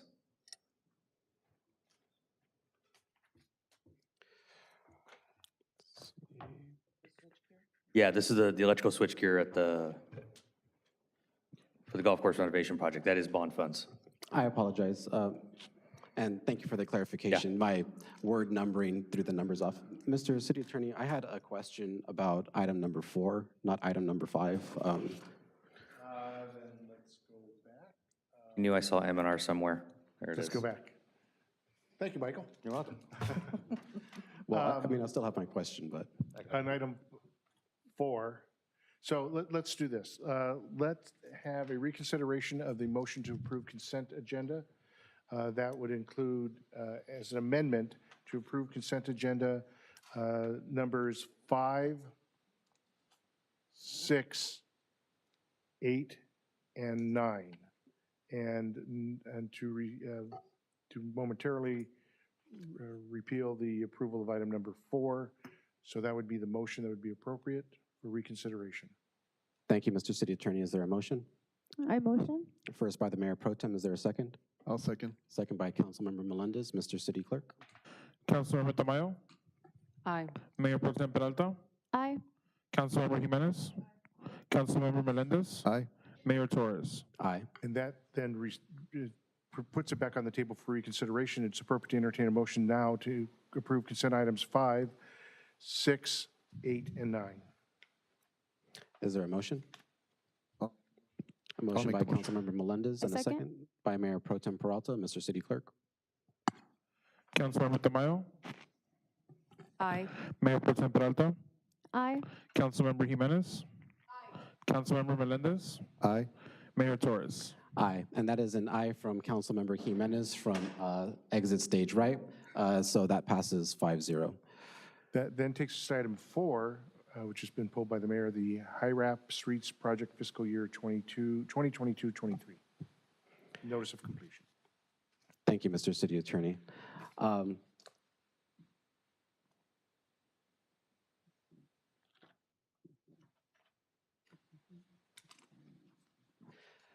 Director Salorza, one more time. So we're looking at page 35 of the agenda, the fiscal impact for the staff report. So it talks about Measure R money, it talks about Measure M money, but in both instances, it refers to the $61,602, and that's like the last three sentences on page 35. So if you can just please, for clarity, explain what's Measure R, what's Measure M, and for which amount, the 61,000 and the 311,000. So I can speak, if I'm understanding the question correctly, I can speak to the use of requiring additional appropriations in Measure R in amount of 61,602 for the project. I'm going to refer to Director Enriquez here. The $311,000 amount, we already have appropriations for that.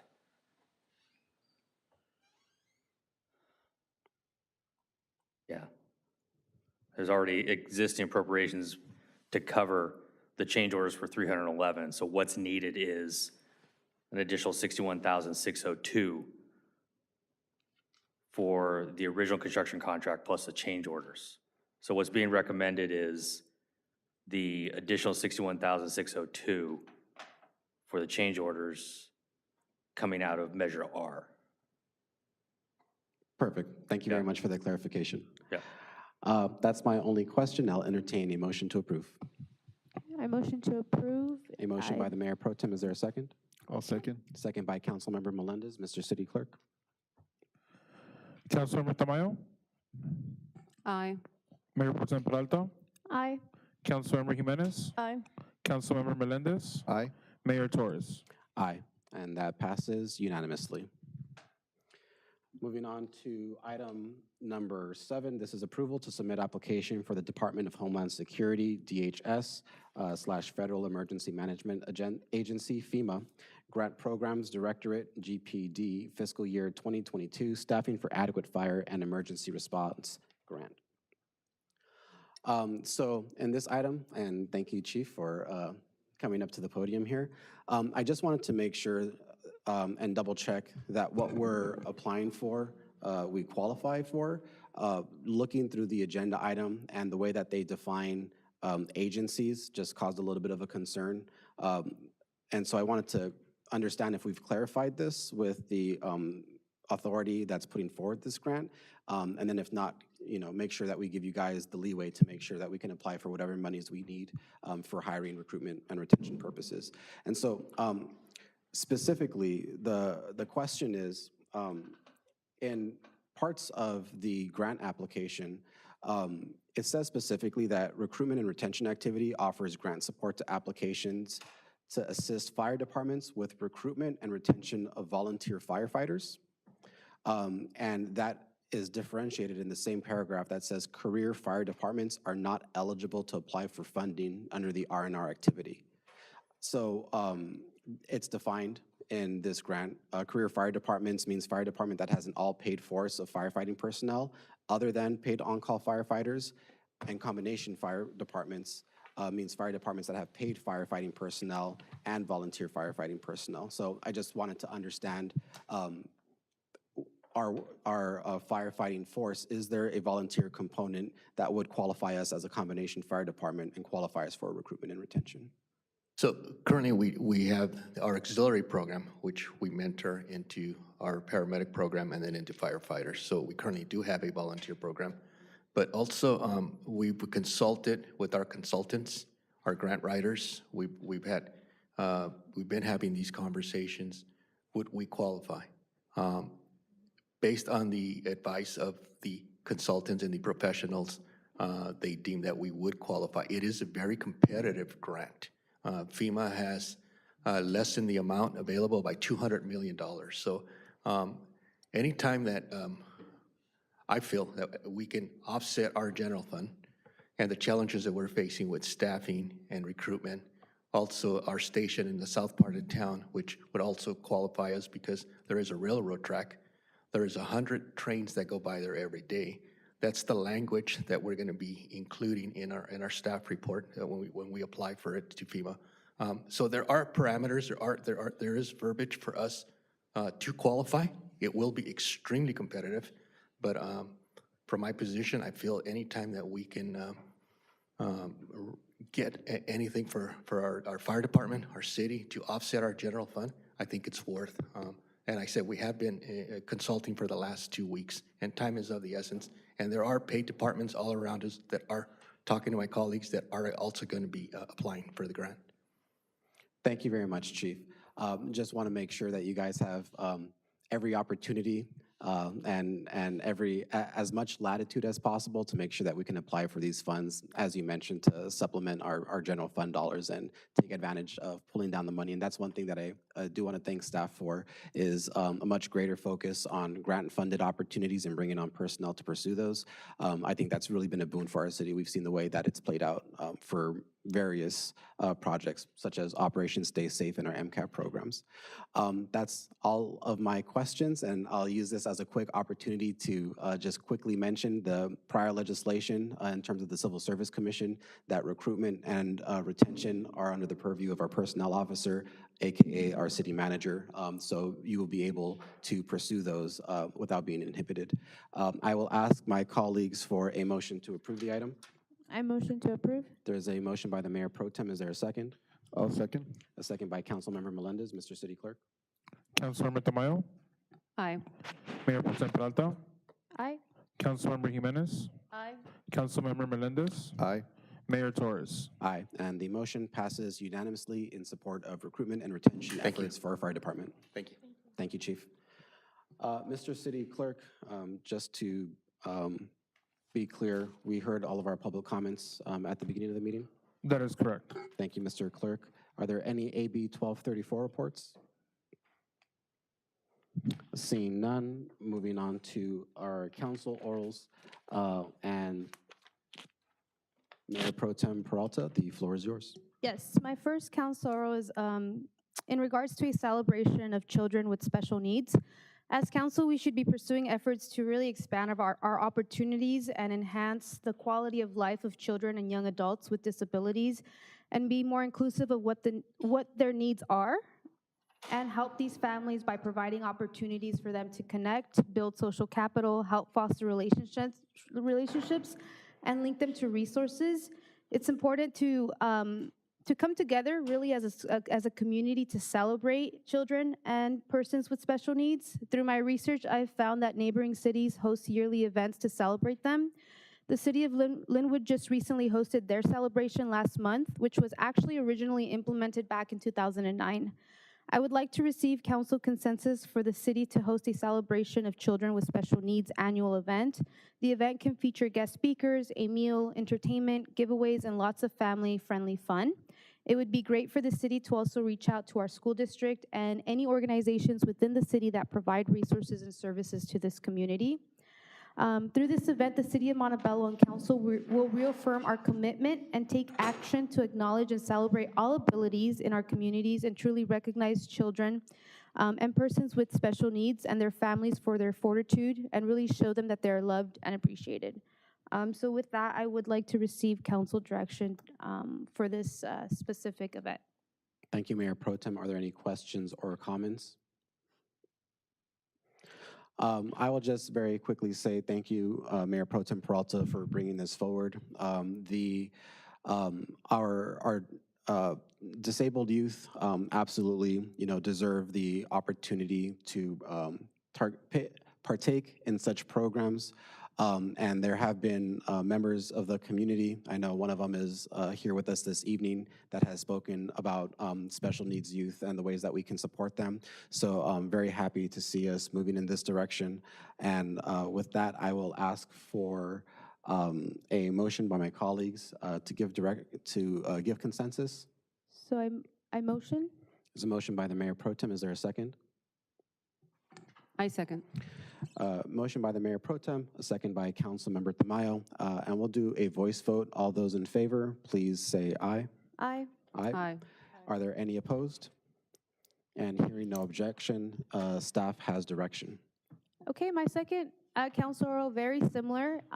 Again, seeking to really expand adaptive youth sports for children with disabilities. I think there's a great need to increase this access, not only through sports, but recreational activities and services available to our children and young adults with disabilities in Montebello.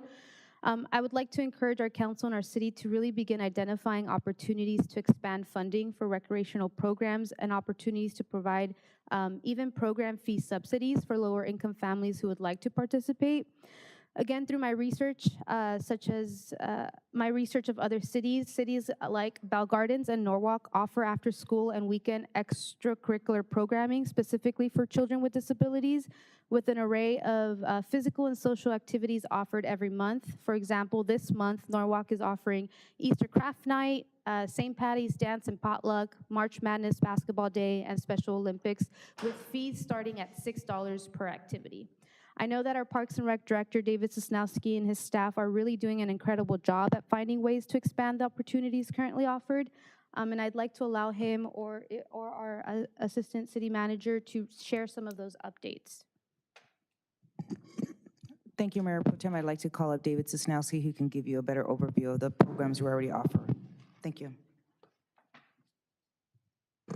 Thank you, Mayor Pro Tem. Thank you for those comments there. And we actually have begun the process to expand those programs, as you know, through our park master plan, identified a lot of areas where we need to expand and would like to expand. So through the process of hiring more staff and beefing that up, I think we've done a good job, but there are some obviously areas for improvement. So currently the city offers a few adaptive sports programs.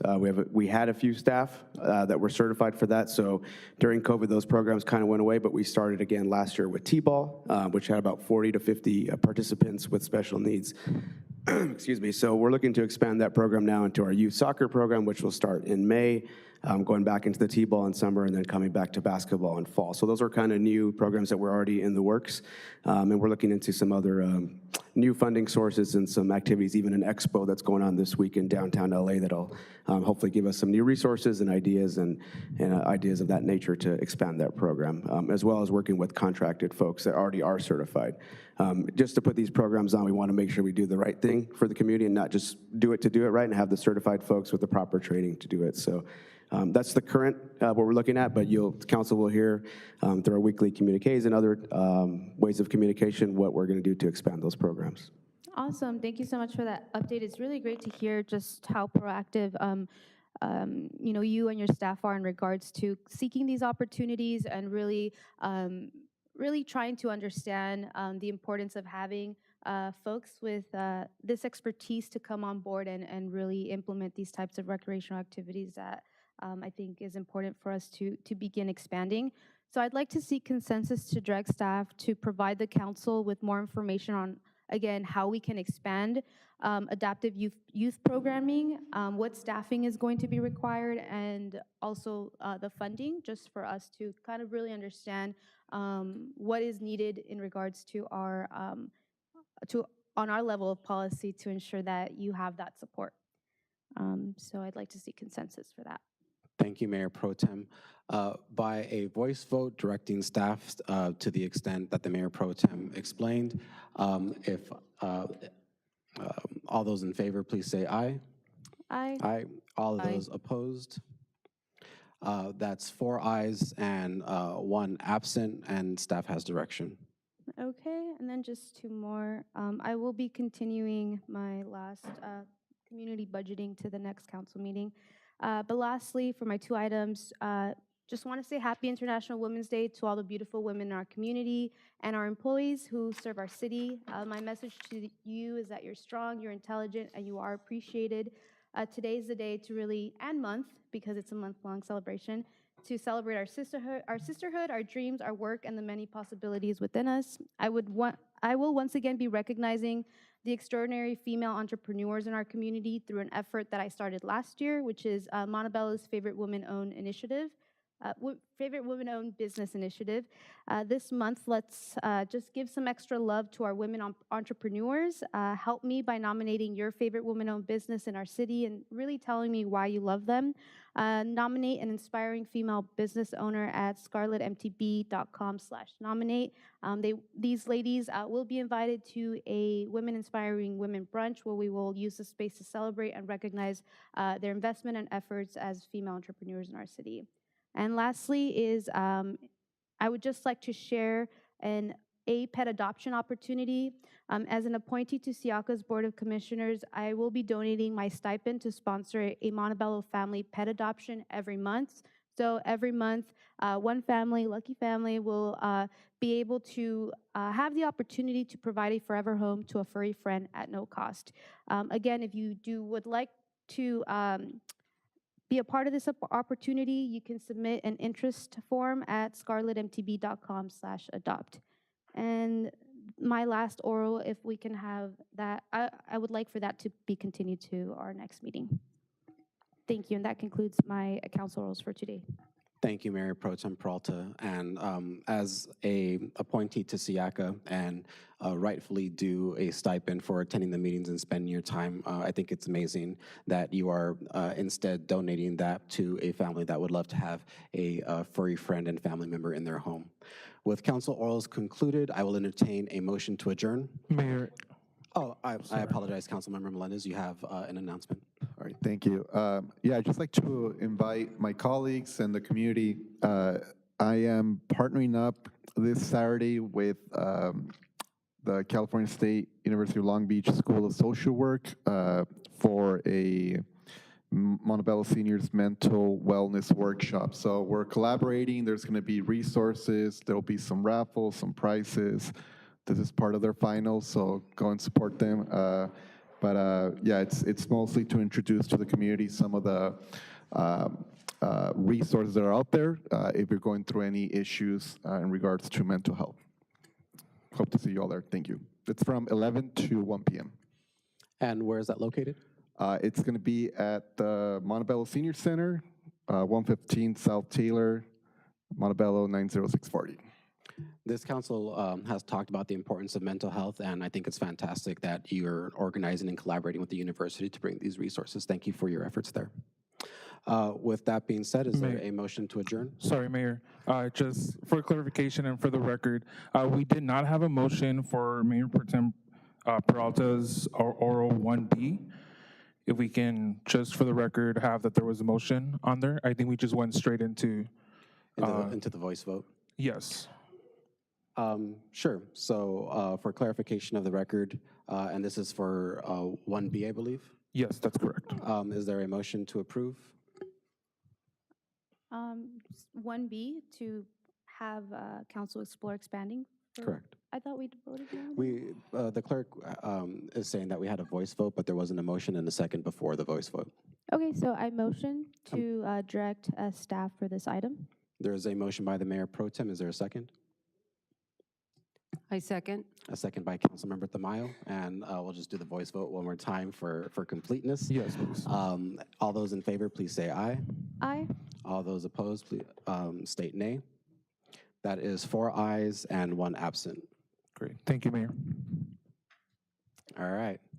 Hopefully the last false ending here. Is there a motion to adjourn?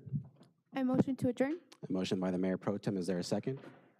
I second. A second by Councilmember Tamayo. We are adjourned at 9:35.